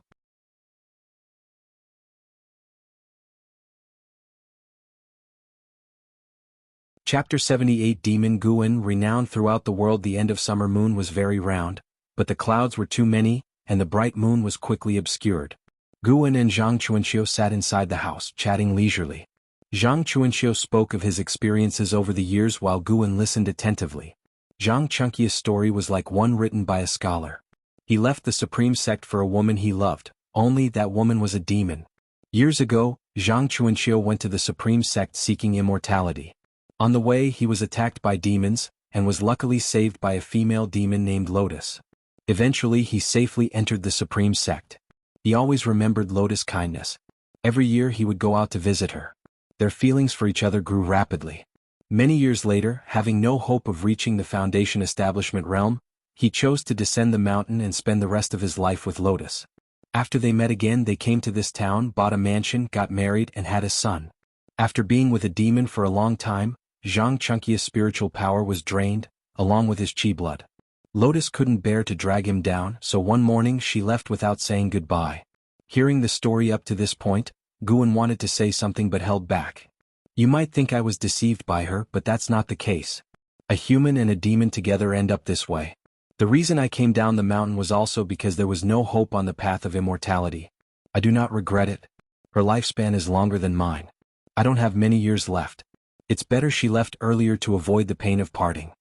Zhang Chuanxiu said with a smile, appearing kind. His cloudy eyes seemed to have seen through the vicissitudes of life in the mortal world. Looking at him, Guan couldn't help but think back to when he first entered the Mystic Valley. How young was Zhang Chuanxiu then? Truly things had changed. He detected that Zhang Chuanxiu only had 3 years left to live, which made him feel a bit sad. An hour later, the demon energy that Guan had previously sensed entered the courtyard. It was Zhang Chunqia's son. Zhang Buku, Foundation Establishment Realm Second Layer 22/460/2300. At 22 years old and in the Foundation Establishment Realm Second Layer, he was absolutely a genius. Could it be easier to give birth to geniuses from the union of humans and demons? Guan suspected it might be because Lotus' aptitude was exceedingly high. Buku, this is your martial uncle, Guan. Zhang Chuanxiu called out to Zhang Buku, who had climbed over the wall. Zhang Buku looked like a boy of 16 or 17, with rather dense hair on his cheeks. Greetings, martial uncle Gu. Zhang Buku walked over, greeting shyly. Guan smiled and nodded, then took out a bottle of elixirs from his storage bag, saying, "This is a top-grade spirit energy elixir, just a little gift for our first meeting. How can we accept this? Senior brother, are you refusing out of disdain? How could I? I just think it's too precious." After pushing back and forth for a long time, Zhang Chuanxiu couldn't argue against Guan and had no choice but to let Zhang Buku accept it. Zhang Buku curiously observed Guan. It was the first time he had received a gift from someone other than his parents. Making him feel good about Guan, Zhang Chuanxiu began asking about the situation in Mystic Valley, and Guan did not hide anything. Upon hearing that Qing Xiandan and Meng Lang had died, Zhang Chuanxiu was not sad but rather a bit emotional and reminded Guan to be careful in the future. Then Guan mentioned that Li Ye had already reached core formation. Zhang Chuanxiu exclaimed in wonder, saying he had always seen that Li Ye would soar to great heights. The two chatted for a long time. Until Zhang Chuanxiu could no longer hold on, Guan finally said his goodbyes. Before leaving, supported by Zhang Buku, Zhang Chuanxiu turned around and said, "Junior brother Gu, you've already reached Foundation Establishment, which means your aptitude isn't terrible. Keep cultivating diligently. See how the world changes after hundreds of years for me." Guan stood at the door looking back at him and nodding slightly. From beginning to end, Zhang Chuanxiu did not ask him for anything, just reminisced. As Guan walked out of the courtyard, he couldn't help but look back. He could hear Zhang Chuanxiu whispering to his son, asking where he had been causing trouble today, while Zhang Buku said he encountered a young boy and they fought. The boy he met was Hao. Earlier when they fought, Guan felt it. Although there was a gap in cultivation level, Zhang Buku did not have the intention to kill. After several exchanges he left. This could be considered fate. Zhang Buku had the potential for a lifespan of 2,300 years, likely becoming a famous great demon among the demon clan. As for Hao, there was no need to mention that he had the potential to be the best in the world. Many years later, when they meet again, will they recall their childhood battle in this small town? Guan smiled, then disappeared into the night. At dawn, in the wilderness at the edge of a cliff, Hao and an Xan sat in meditation on either side of Guan, facing the rising sun and practicing together. The sunshine poured down on them, making a harmonious picture. 3 blood marks on Hao's left cheek were left by Zhang Buku. He had been searching for Zhang Buku all night but couldn't find him. Even after leaving the town and arriving at this desolate place thousands of miles away, he was still indignant. Guan couldn't sit still anymore. He stood up and said, "I have to go out for a while. They'll be back by evening." "Howard, take care of your junior sister." With that, he disappeared from the cliff. And Hao and an Exian opened their eyes, looked back and saw that their master was gone. "Do you think our master is really who he says he is? Why does he only accompany us at night?" An Exian asked curiously. Touching his chin, and Hao thought, "Remember the storyteller who came to our village 2 years ago and mentioned the tales of the martial world? I think our master is one of the top demon lords in the world. However, his reputation as a demon lord should be misunderstood. Otherwise, why would he save us? It's because of this that he doesn't want us to be implicated by his reputation." And Xin's eyes widened and she asked, "If master really is a demon lord, then what is he going to do now?" "I don't know. But no matter what, he is our master. Anyway, he treats us very well and we must remember his kindness." Guan, who was referred to as the Great Demon Lord by his disciples, returned to Mystic Valley and directly used the teleportation array to travel to the Third Medicine Valley. Sure enough, after the big battle ended, someone came looking for him. Guan walked into his loft and saw Xinjun drawing at the desk. "I say, holy daughter Xin, have you made my place your home? Coming and going as you please, aren't you afraid of offending me?" Guan said helplessly. Without lifting her eyes, Xinjun said, "Come quickly and see." Guan immediately walked over, looked at her drawing and frowned. "Is this Han Ming?" "Yes, how is it? Did I draw well?" "Aren't you afraid he'll hold a grudge against you? Would he dare? My father isn't someone to be trifled with." Xinjun huffed, making Guan fall silent. Having backers is indeed impressive. Guan took a closer look. He had to admit that Xinjun's painting skills were extraordinary. The scene of Han Ming being nailed to the city wall was depicted very clearly, including the cracks on the wall. "How is it, what do you think?" Xinjun asked proudly. Guan grabbed her brush and added a few strokes to the paper. Xinjun squinted at it, then her eyes widened. Guan had added some wind and shadow effects, making the scene more dynamic. This was a drawing technique from Earth's comics. Such a technique did not necessarily mean it was better than Xinjun's, but the key was that Xinjun had never seen this style before. Although it was just a piece of paper, it made her feel the movements, as if painting the process of Han Ming smashing against the wall. She turned to Guan and couldn't help but say, "You know how to draw?" "A little." "What about poetry and song?" "I know a bit of everything." There was admiration in Xinjun's eyes, which made Guan lift his chin slightly. "Showing off, are we?" "Well, after all, you did write Investiture of the Gods." Xinjun sighed. Guan then asked, "Why did you draw this picture? Could it be that Xinjun had a grudge against Han Ming?" "To tell the truth, I'm very interested in Sword Venerable Fudao. I always felt he would be a handsome and aloof swordsman. So many people came to watch the battle, yet he didn't show himself. He really has charisma." Xinjun's eyes revealed a look of admiration. Guan's lips twitched. "What if he isn't a handsome young man but an old man? That's not impossible. Besides writing books, he'll be investigating Sword Venerable Fudao. I must find him." "Why?" "To become Taoist friends, of course. Pan, and don't think I keep coming here because I like you. Even though I don't love cultivating, my Taoist friend must be the top great cultivator in the world. Just in case I offend someone while writing or drawing, he should be able to handle it." Xinjun rolled her eyes at Guan, then tidied up her drawing and walked towards the door. Guan shook his head with a smile, not following her. After Xinjun left the Medicine Valley, he went downstairs to check on the medicinal herbs. The servant disciples were still discussing Sword Venerable Fudao, each with a look of fanaticism on their faces. Listening to their praises, Guan felt very happy. Despite his recent display of power, Guan couldn't afford to be complacent. He still had to accumulate his lifespan steadily and diligently. The 9 layers of the unification realm were not enough to satisfy him. In the blink of an eye, a year passed and another summer arrived. By now, Guan did not visit an Hao and an Exian daily, but only twice a month. And Hao's cultivation had reached the 9th layer of the energy cultivation realm and could protect an Exian well. Last month, an Hao passed the test Guan arranged, personally killing the wolf demon that had previously chased them. Guan had let the wolf demon go to leave it for an Hao to kill.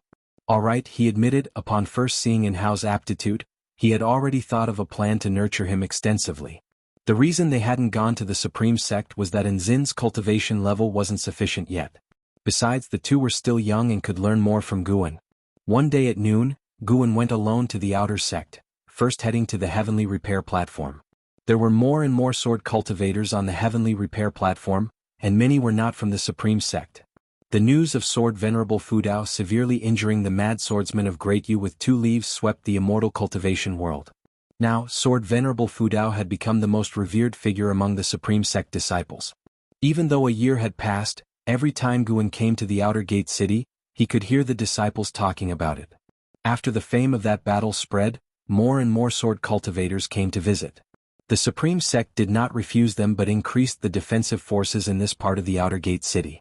This also resulted in Jiang Qiong's authority rising significantly since she was the great elder of the city. Guan looked from afar and saw Han Ming standing by Zuolin, scolding him impatiently, while Zuolin sat on the ground with a sullen face. Guan laughed. He wanted to see this scene, which was why he recommended Han Ming to take Zuolin as a disciple. Zuolin was a genius in every aspect, except for his exceedingly poor understanding of Sword Dao. Yet he loved Sword Dao the most.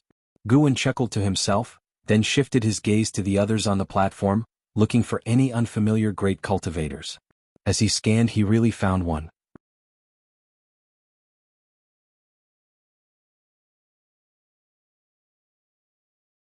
Chapter 79, Ghost Mother of Ephemera, LV Xian returns.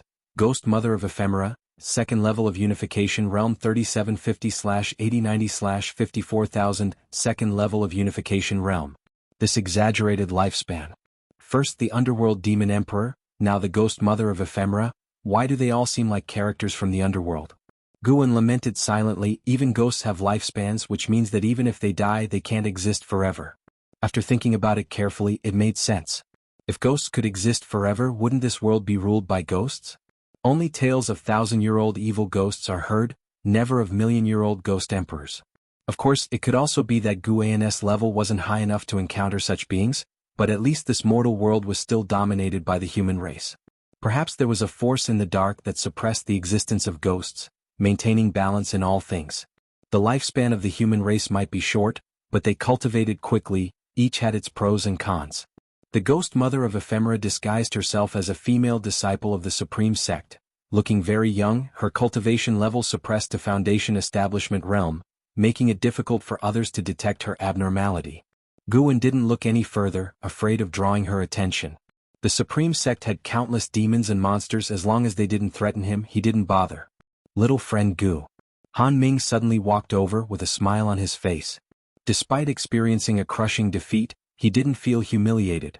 Instead, he felt fortunate.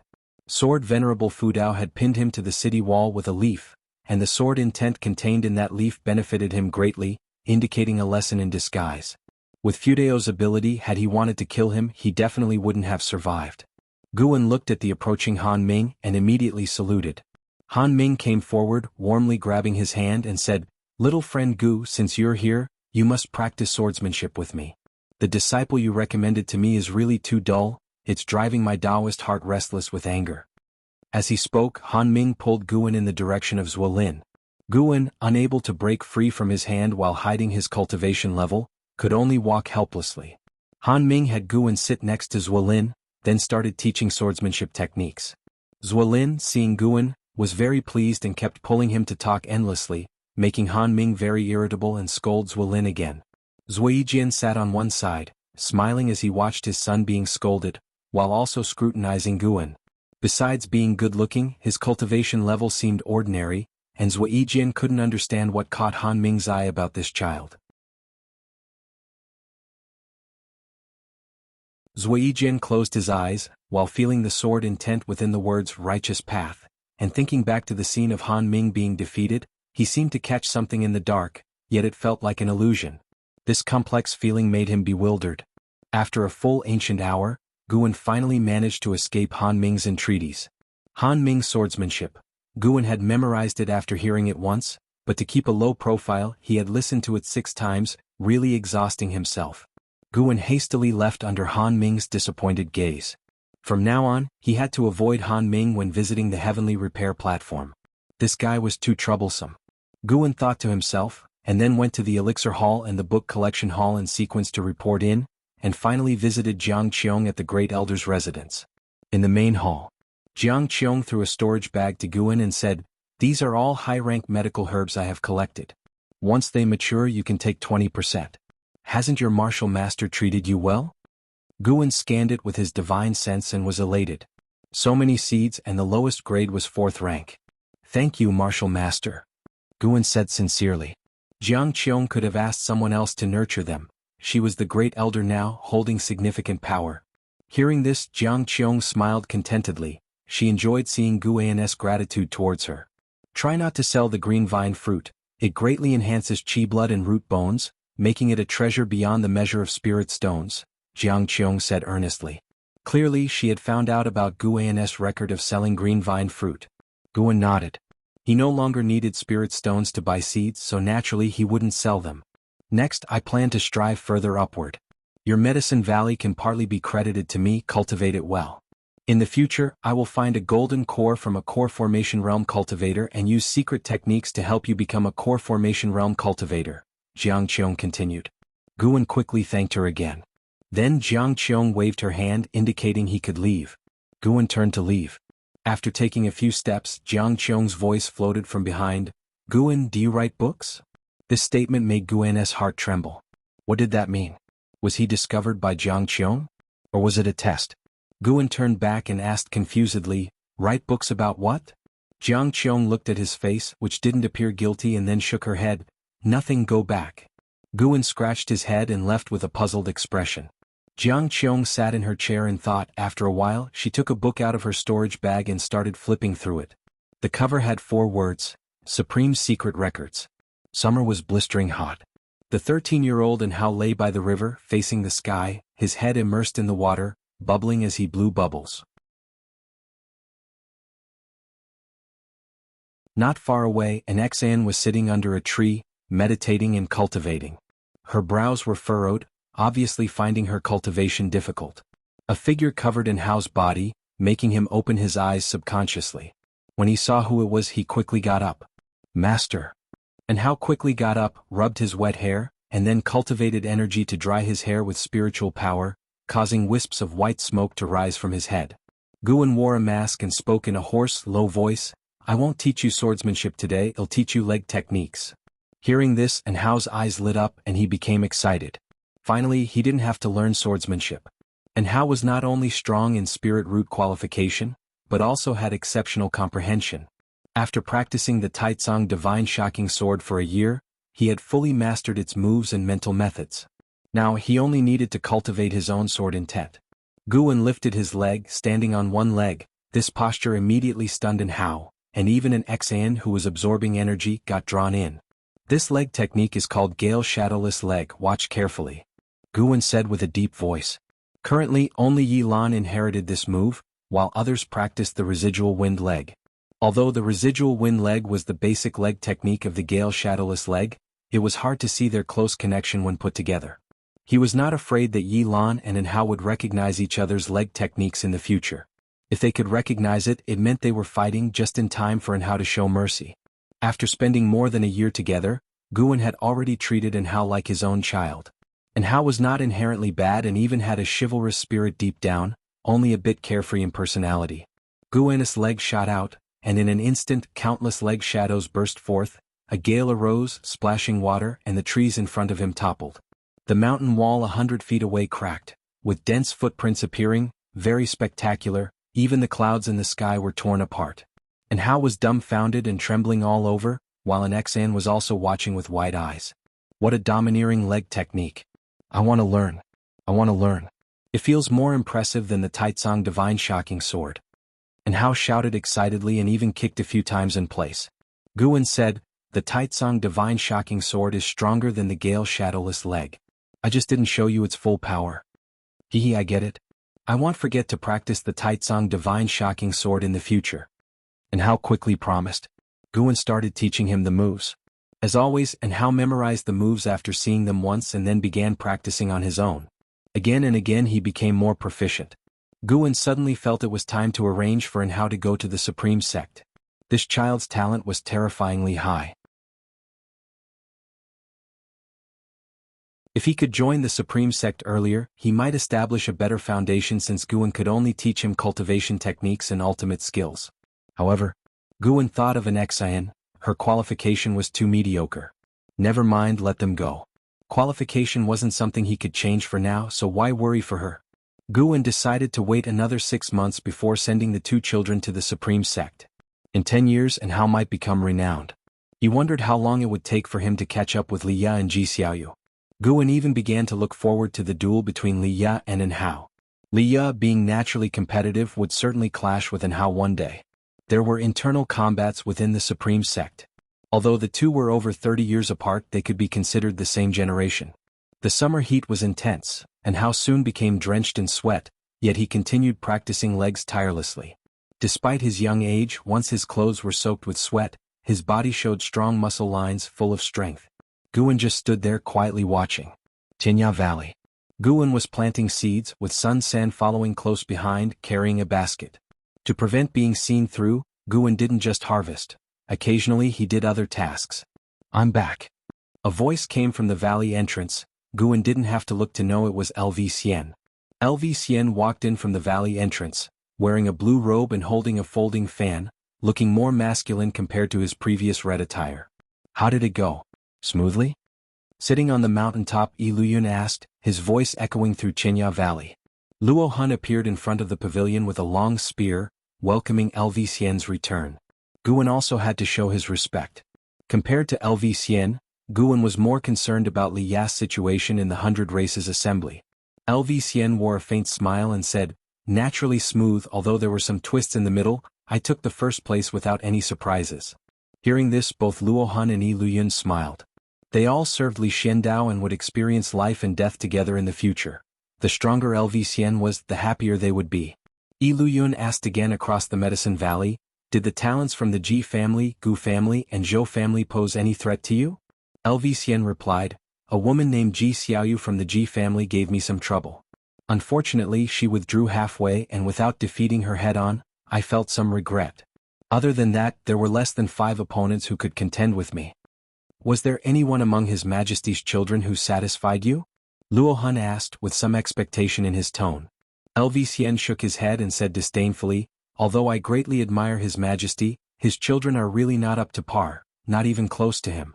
By the way, there was a prince named Li Ya who showed surprising ferocity. To win, I had to break his limbs. He'll probably need a year or 2 to recover. This statement caused Luo Hun's face to change dramatically. Guan couldn't help but frown as well.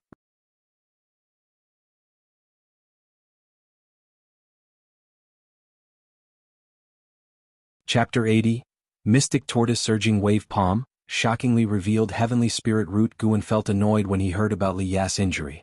This guy was too harsh with his moves and now he was belittling Li Ya.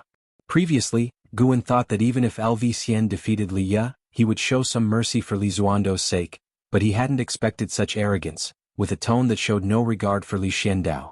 Yi Luyun appeared out of nowhere in front of LV Xian and frowned as he asked, why did you injure His Highness? Couldn't you just knock him out?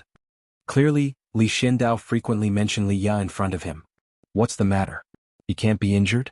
He's not the crown prince, and compared to the crown prince, he's far inferior. LV Xian frowned and retorted, his tone filled with dissatisfaction. Even if he's not the crown prince, he's still a prince that His Majesty cares about. Yi Luyun's tone was somewhat heavy. Luo Hun remained silent, but from his expression, it was clear he was also displeased. LV Xian snorted, is it forbidden? Then you beat me up and break my hands and feet. At this moment he saw Guan approaching, immediately became excited and walked up to him. Valley Master, I've already won the championship of the 100 Clans tournament. How about training with me? LV Xian said, taking a golden token from his storage bag with the words Hidden Dragon List Champion inscribed on it. Guan nodded, then let's learn. Upon hearing this, LV Xian immediately pulled him aside. Yi Luyun looked at Luo Hun and asked, do we need to inform His Majesty about this? Luo Hun thought for a moment and said, no need, His Majesty surely has people watching over His Highness Li Ya. Iluyun sighed, shook his head and then disappeared from the spot. Guan followed LV to an open space, with 3 monkey demons following and watching curiously from the side. What kind of spell do you like? LV asked, rubbing his hands, eager to teach. Anything but swordsmanship. Guan replied. This had been agreed upon earlier. He didn't want to break his word. However, the matter of LV injuring Liya couldn't be overlooked. Then he'll teach you the hand technique, alright? I have a powerful hand technique, the very one I used to break Liya's hands and feet.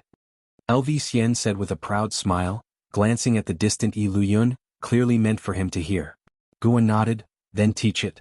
Let's see how powerful it is. LV immediately began teaching the hand technique, demonstrating the moves while explaining the mental method. Mystic Tortoise Surging Wave Palm. The name alone sounded domineering. Guan watched intently. He was ready to thoroughly torment LV. The sun shone brightly and gradually set in the west. By the time evening fell, LV, looking frustrated, asked, "Are you really that forgetful, or are you deliberately messing with me?" His loud voice startled Luo Hun and Iluyun, who hurriedly flew over, fearing he might get violent. Guan sighed, "I already said my aptitude and comprehension are very poor, but you didn't believe me and insisted on teaching me.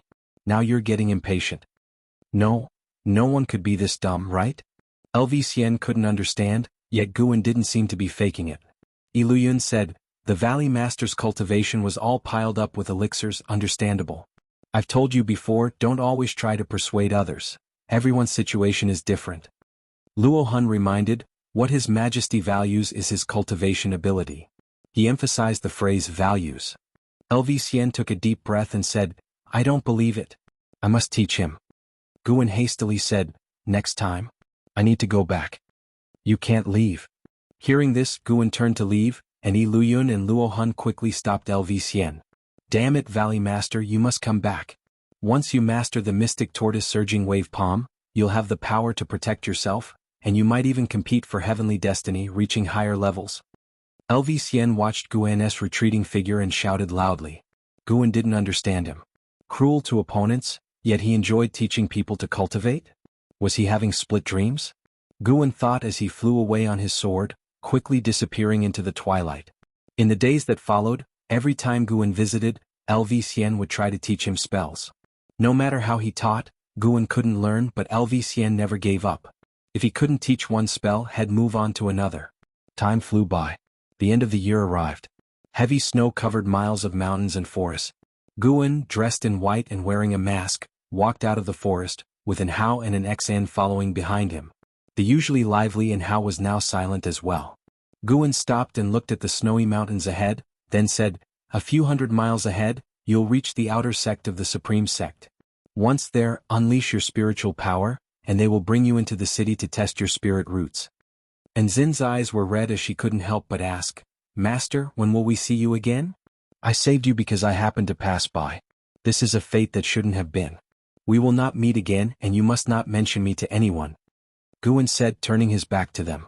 He had taught an Hao and an Xan to cultivate without any ulterior motive. It was just a whim. He didn't need them to repay him and hoped their relationship would end here. And Hao suddenly knelt down and an Xan followed, kowtowing to Guan. This time, Guan didn't stop them and accepted their 3 kowtows. And Hao's forehead was directly broken, blood and flesh mingling, but he felt no pain, staring firmly at his master's back. He could never forget the terrifying experience in the demon cave and the despair when facing the wolf demon. "Master, no matter who you are, I will always remember your kindness. I will strive to cultivate, make a name for myself, and become the greatest person under the heavens. When you hear my name and need anything, disciple would die 1,000 deaths without hesitation."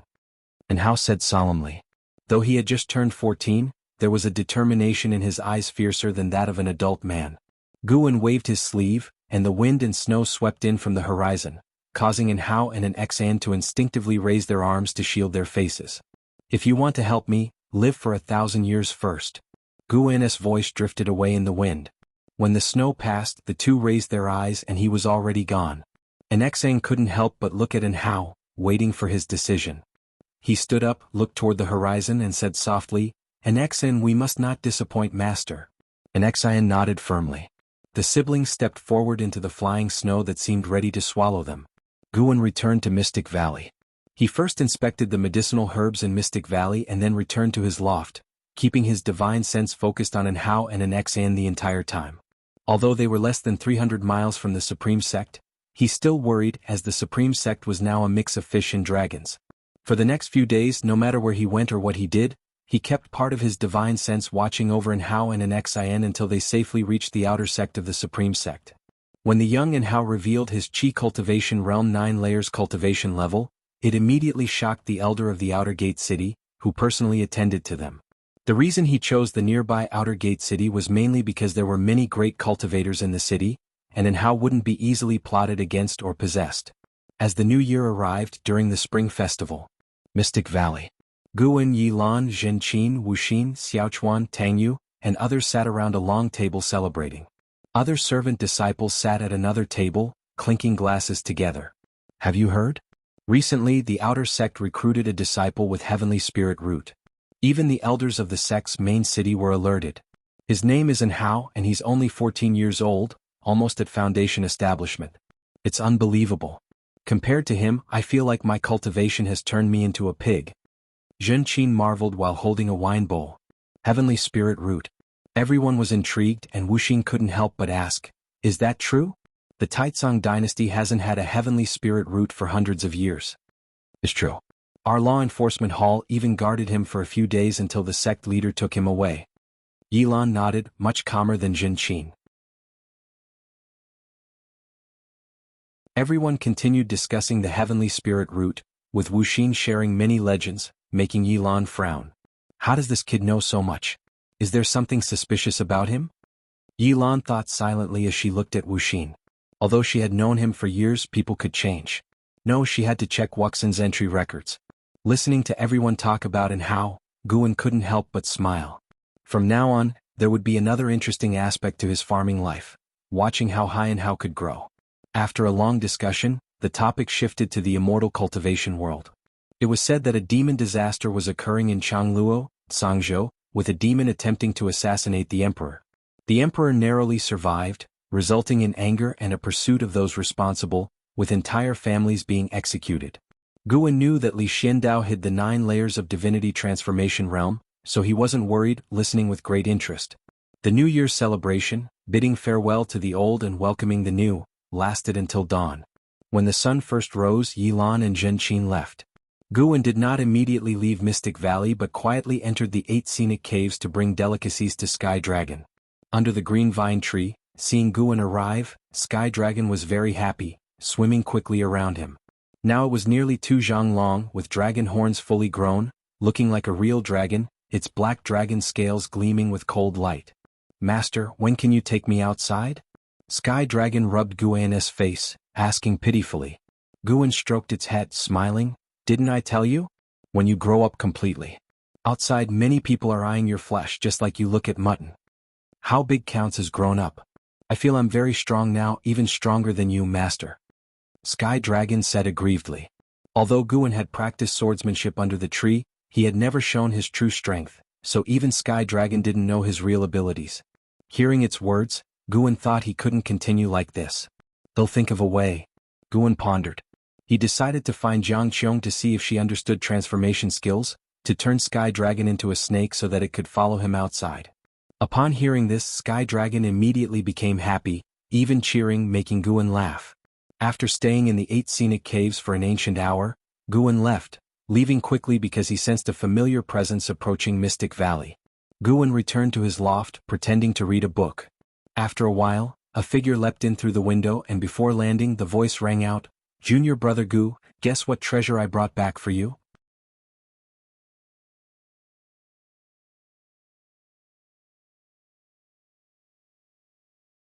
Chapter 81 Ancient Gold Swallowing Insect. Demon Path besieges Supreme Sect. Guan looked at Liya, who climbed in through the window, and said helplessly, "What treasure could be better than my windowsill?" Liya, dressed in green, walked to the table, took a bag from his waist, placed it on the table and said with a smug smile, "This treasure you will definitely like." Guan probed with his divine sense, frowned and asked, "Why are they just bugs?" "These are ancient gold-swallowing insects. Their jaws can bite through any gold, iron, or ore in the world. If fed with golden attribute spirit energy, they can grow even stronger. There are 16 in total here, one of them is a queen. They are quite good for guarding the house and can also help you dig the ground, Leah said with a smile. Upon hearing this, Guan became interested and asked curiously, how do you make them recognize their master? There is a special recognition ritual. You have to drip your blood essence onto the queen insect to establish a soul connection, Leah said, following by handing Guan a thin secret book from his storage bag. Guan took it but did not open it immediately. Instead he asked, how did the 100 clan assembly go? Leah pulled over a chair from the side, sat opposite Guan and sighed, it wasn't smooth but it was enlightening. The world is truly full of experts and talents.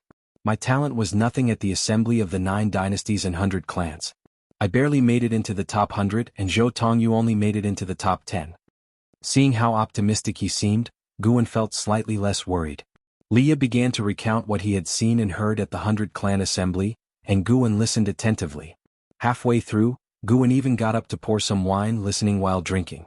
Leah kept talking until dusk and still had more to say. Guan lamented, so it seems only our family's third miss can pose a threat to LV-Xian? Her Qilin step is indeed formidable. She was the only one able to wound LV-Xian. Unfortunately, she encountered a heavenly tribulation after taking 9 steps, temporarily halting the combat. She hasn't been seen since, Leah nodded. Heavenly tribulation? What does that mean? Is the Qilin step that powerful? Guan was surprised. He had taken countless steps over the past 2 years and hadn't encountered any heavenly tribulations. Leah shook his head. How would I know? Maybe she has some hidden secret within her body. Innate Taoist talisman. Guan sighed in his heart. Is she cheating? Compared to Ji Xiaoyu, LV-Xian's strength was what shocked me the most. He is my next target and I will challenge him and win next time, Leah said with fighting spirit. Guan asked, didn't you just say he broke all your limbs? Don't you hate him? Leah shook his head. It was a normal sparring match, nothing to hate. Besides, I refused to admit defeat at the time. I heard from a senior that he's also a pitiful person. He has other remnant souls within him that want to seize his body. That's why he sometimes acts friendly, sometimes violent. Other remnant souls? Guan breathed a sigh of relief. If that's the case, then he was reassured. He had been worried that LV-Xian was an immortal reincarnated. Now it seemed that wasn't the case. What do you mean by other remnant souls? Guan asked in confusion. Not sure. It might be related to some treasure or maybe he was possessed. Anyway, he will be tormented until he clears those souls. No wonder he was never mentioned in the Supreme Sect before. Perhaps the LV family kept him protected. By the way, his father was the previous sect leader, LV Batian. LV Batian went into deviation while cultivating, and his son is tormented by residual souls. Is it just a coincidence? Leah frowned as he spoke, then sighed and said, if LV-Xian were not affected by the residual souls, he might have already formed his nascent soul. His power would be unimaginable. Guan laughed, amused that he was starting to sympathize with LV-Xian. By the way, who was that senior you mentioned? He sounds amazing, Guan asked, feigning curiosity. An unnamed senior. Sorry, I can't reveal more, Leah replied. Must be the old master inside you. Guan could sense the growing presence of a soul within Leah. He suddenly thought of something. Before reaching the unification realm, he could sense the soul within Leah. Those great cultivators in the void-crossing realm should be able to detect it too. Judging by Leah's words, it seemed no one had discovered this. Was it because Guan's cultivation technique was too strong, or was there another reason? Even though it was getting late, Leah showed no sign of leaving.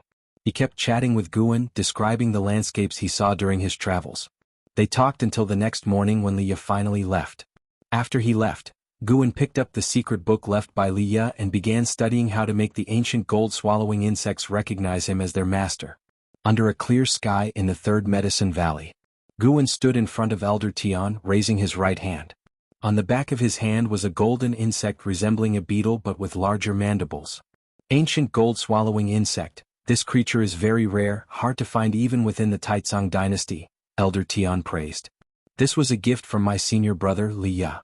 He placed in the top 100 at the 100 clan assembly and brought this insect back for me. It can help patrol the Medicine Valley in the future, Guan said with a smile. He had mentioned Leah to Elder Tian several times. If Elder Tian ever regained his position as sect leader, hopefully, he would remember Li Ya and cultivate him with care. Elder Tian nodded. It seems this Li Ya is indeed talented and devoted. A single ancient gold-swallowing insect is invaluable, let alone 16. Guan opened the insect bag at his waist, and the ancient gold-swallowing insects flew out. One of them, twice the size of the others, landed on his shoulder while the rest hovered around him. Passing by, Xiaochuan couldn't help but come over and Guan began showing off the insects. By the evening, all the servant disciples in the Third Medicine Valley had witnessed the ancient gold-swallowing insects. Guan wasn't just showing off. He wanted to prevent the servants from attacking the patrolling insects in the future. Seasons passed and 3 years went by quickly. Guan crossed the 50-year mark. These 3 years had been peaceful and fulfilling. His lifespan had exceeded 300,000 years and continued to increase annually. One day, Xiaochuan arrived at the transmission array platform with Yilan. Guan was playing with a white spirit rat as big as a dog. When he saw Yilan coming, he immediately got up to greet her. Yilan's face looked troubled. Facing Guan, she said, "Senior brother, let's talk inside." Guan nodded and led Yilan upstairs. Xiaochuan went towards the white spirit rat, but it turned and ran away.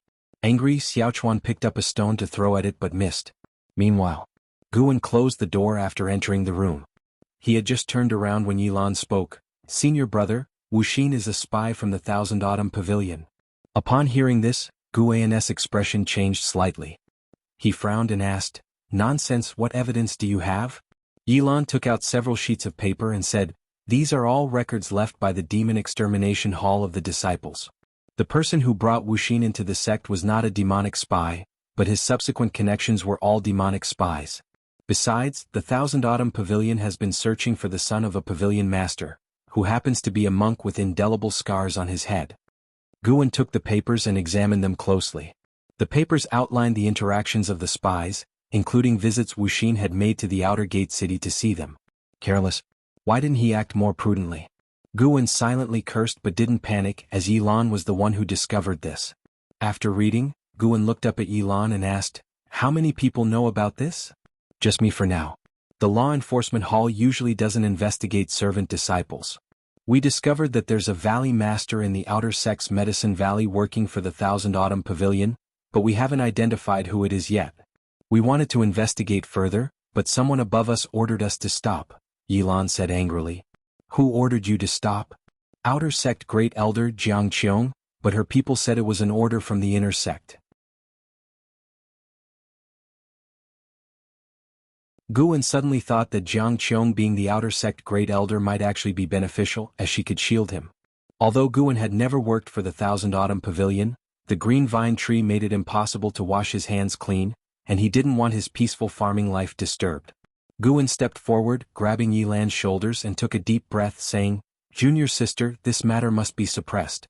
Even if Wuxin is from the demonic path after so many years together, I believe he is not a bad person." Blushing, Yilan lowered her eyes and said, "Senior brother, are you also from the Thousand Autumn Pavilion? If you are, I'm willing to go with you." "How could that be? I was born as a person of the Supreme Sect, and I will die as a ghost of the Supreme Sect. I don't care, wherever you go, take me with you." "Can you suppress this matter then?" "Yes, the other evidence has been destroyed, only what's in your hand remains." Guan released her and threw the papers into his storage bag. "Better keep it just in case." Yilan then said, "This is actually a minor issue. I know you will protect him. I came to tell you something bigger. The demonic path is preparing to attack the Supreme Sect, and this time it's real. Someone in the Hall of Elders in the main city has betrayed the Supreme Sect. This information came from a law enforcement hall spy within the Wanin sect and has been reported upwards. The 4 inner sect cities are preparing for war. There are many cultivators from other sects and dynasties in the outer sect. They have been there for years and can't be expelled easily. If the demonic path attacks, the outer gate city might be very dangerous, with demonic spies possibly aiding the enemy." "Demonic path attack?" Guan frowned and asked. "The Supreme Sect's disciple count has skyrocketed over the years. How dare they attack?" "They've allied with the Demon Clan, planning to destroy the Supreme Sect and then divide up the Taizong dynasty," Yilan replied with a serious expression. "Allied with the Demon Clan?" Guan was puzzled. Didn't these demonic sects know about the upcoming 100-year demonic calamity? After sharing more information, Yilan left in a hurry. Guwen personally escorted her to the transmission array platform to send her to the Mystic Valley and then the outer gate city to follow protocol. Returning to his room, Guwen suddenly noticed Elder Tian sitting under an old tree. It had been a while since he last checked on Elder Tian. The old guy had his cultivation level increased by 2 layers at the heavenly repair platform, but had been quiet ever since, which was strange. As he thought about this, Guwen cast a lifespan detection spell.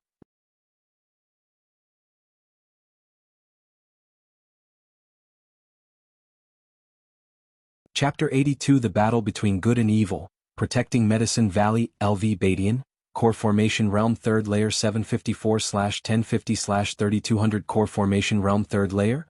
Seeing Elder Tian's cultivation level rising so high, Guwen was secretly alarmed. He had better keep an eye on Elder Tian frequently. What if one day he surpassed him and he didn't even know?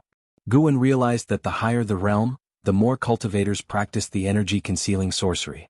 It was very difficult to judge an opponent's cultivation level based solely on sensory perception.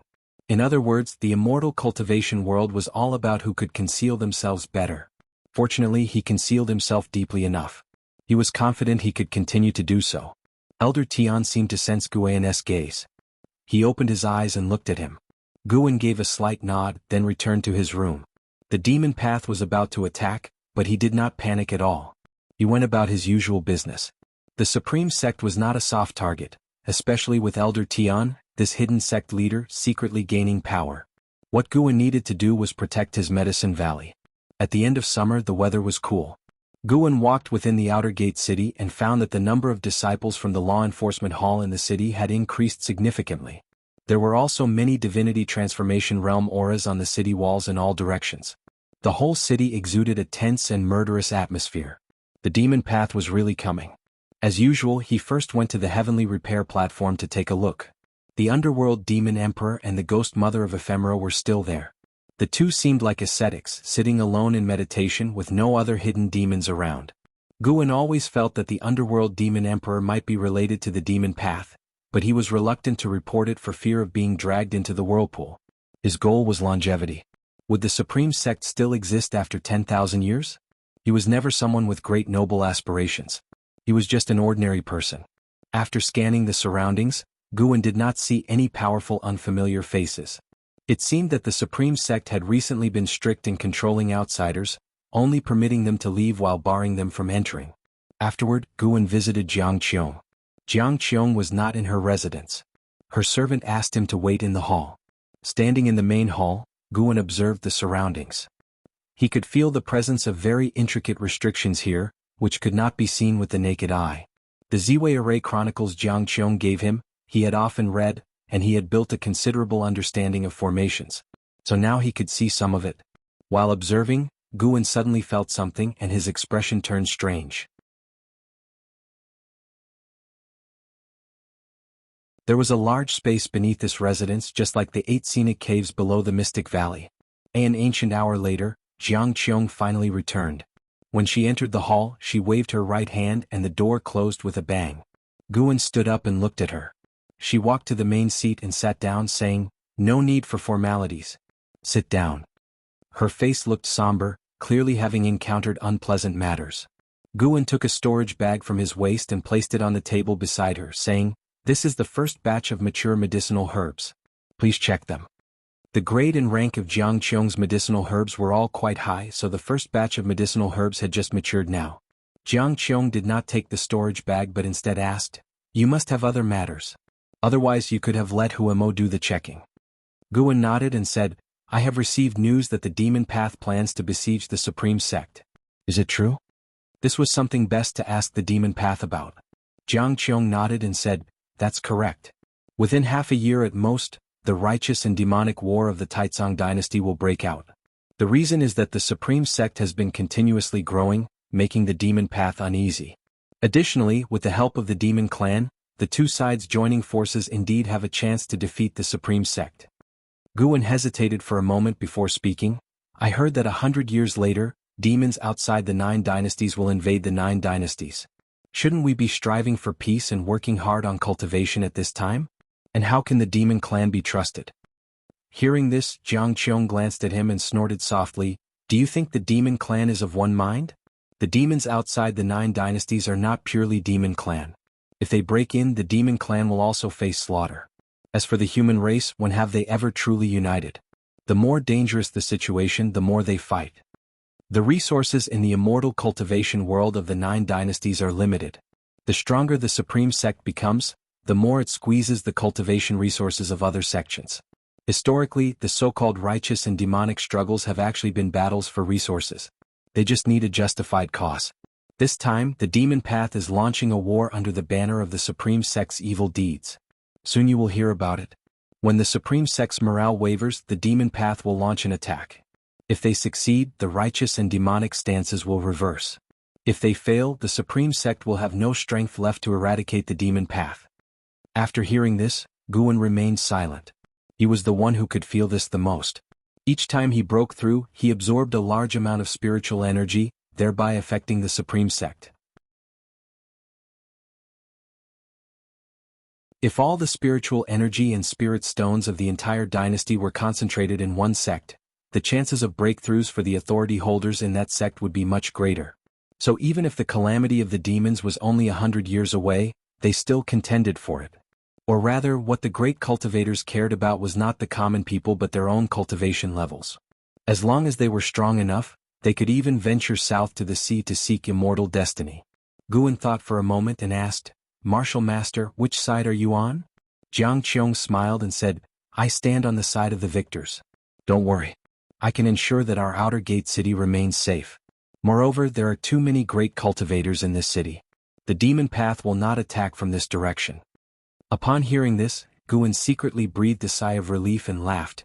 "As long as it doesn't endanger my medicine valley, that's enough." "Scared now? I told you to cultivate more often, but you didn't listen.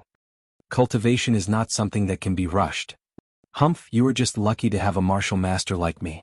Before you go, find Huamo. I have already prepared a batch of immortal cultivation elixirs for you in advance to help boost your cultivation level. You are already 50 years old, still not in core formation realm, what a waste. Don't ever say that you are my disciple's grandson." "Thank you, martial master," Guan said with a smile, but inside he was grumbling. "A 50-year-old at Unification Realm 9th layer, have you ever heard of it? It would scare you to death if you knew." Next, Guan inquired about the cultivation level of the strongest member of the demon path, but Jiang Qiong didn't know. She candidly said that if LV Badian were still present, the demon path would certainly not dare to invade. But now that the sect leader was Chu Tianqi, the battle between the strongest of the righteous and the demonic factions would be difficult to determine. These words made Guan feel sympathy for the demon path. LV Badian was not dead yet. "By the way, martial master, have you ever heard of the underworld demon emperor?" Guan suddenly asked. Jiang Qiong thought for a moment and shook her head. "I've never heard of him." "What? It's nothing. I just read about him in a book. He's supposed to be very powerful. Since you don't know, then never mind. I should take my leave." Guan answered, then stood up, saluted and turned to leave. Jiang Qiong watched his back, lost in thought. After talking with Jiang Qiong, Guan's worries about the righteous and demonic war eased significantly. His days returned to being as peaceful as before. 3 months later. At the end of autumn, the third medicine valley was still covered with many withered yellow leaves. In the early morning, Guan was leading his disciples in exercises, with Elder Tian also participating. Only Guan noticed that his body was sturdier than before. This guy's cultivation level had already reached core formation realm 9th layer. Guan had no idea how he managed to cultivate. Whenever Guan was around, he never caused a spiritual energy disturbance. After the exercises, Guan dismissed the disciples and headed towards the pavilion. 16 ancient gold-swallowing insects circled him, making him appear surrounded by golden stars. Just as he reached the bottom of the building, he stopped. He saw 2 figures swiftly approaching from the horizon. It was Vice Sect Leader Jihan Tian and Elder Gu Zong. Checking the medicinal herbs in the garden, Elder Tian glanced back and then turned away. After Gu Zong and Jihan Tian landed, they called Guan upstairs to talk. Upon entering the room, Gu Zong, as usual, laid down a restriction. Bang! Jihan Tian suddenly slammed the table, causing Guan's heart to race. Damn it! Every time they came, they had to slam the table? Guan really wanted to use the great yin-yang transformation, transform into a demon cultivator, and beat Jihan Tian violently. The furniture in this room was made of the finest wood. If it got damaged, he would feel a pang of heartache. Chu Tianqi has gone too far. I didn't expect the entire Chu family to be rotten to the core. Pan, you must write a book about this and show it to the world.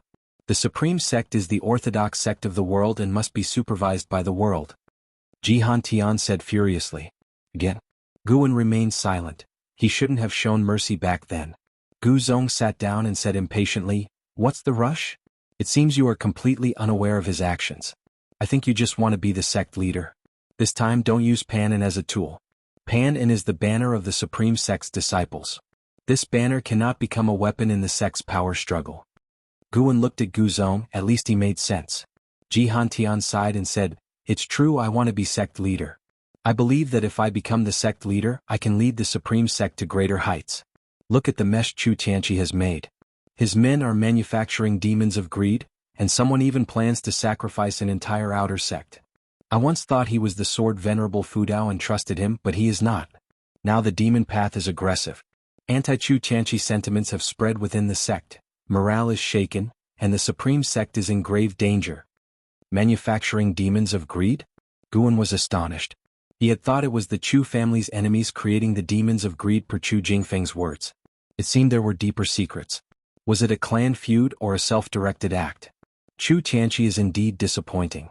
When he punished Chu Xian's descendants back then, I thought he was sacrificing kin for the greater good. Now it seems it was just self-preservation. However, taking down Chu Tianqi is not easy. Many in the Hall of Elders were promoted by him, and he has good relations with the Daotian sect. Gu Zong shook his head as he spoke. Hearing this, Guan was confused. What were these two playing at? What was the point of discussing such matters with an outer disciple? They were probably putting on an act to stir his feelings, trying to make him outraged and willing to expose the dark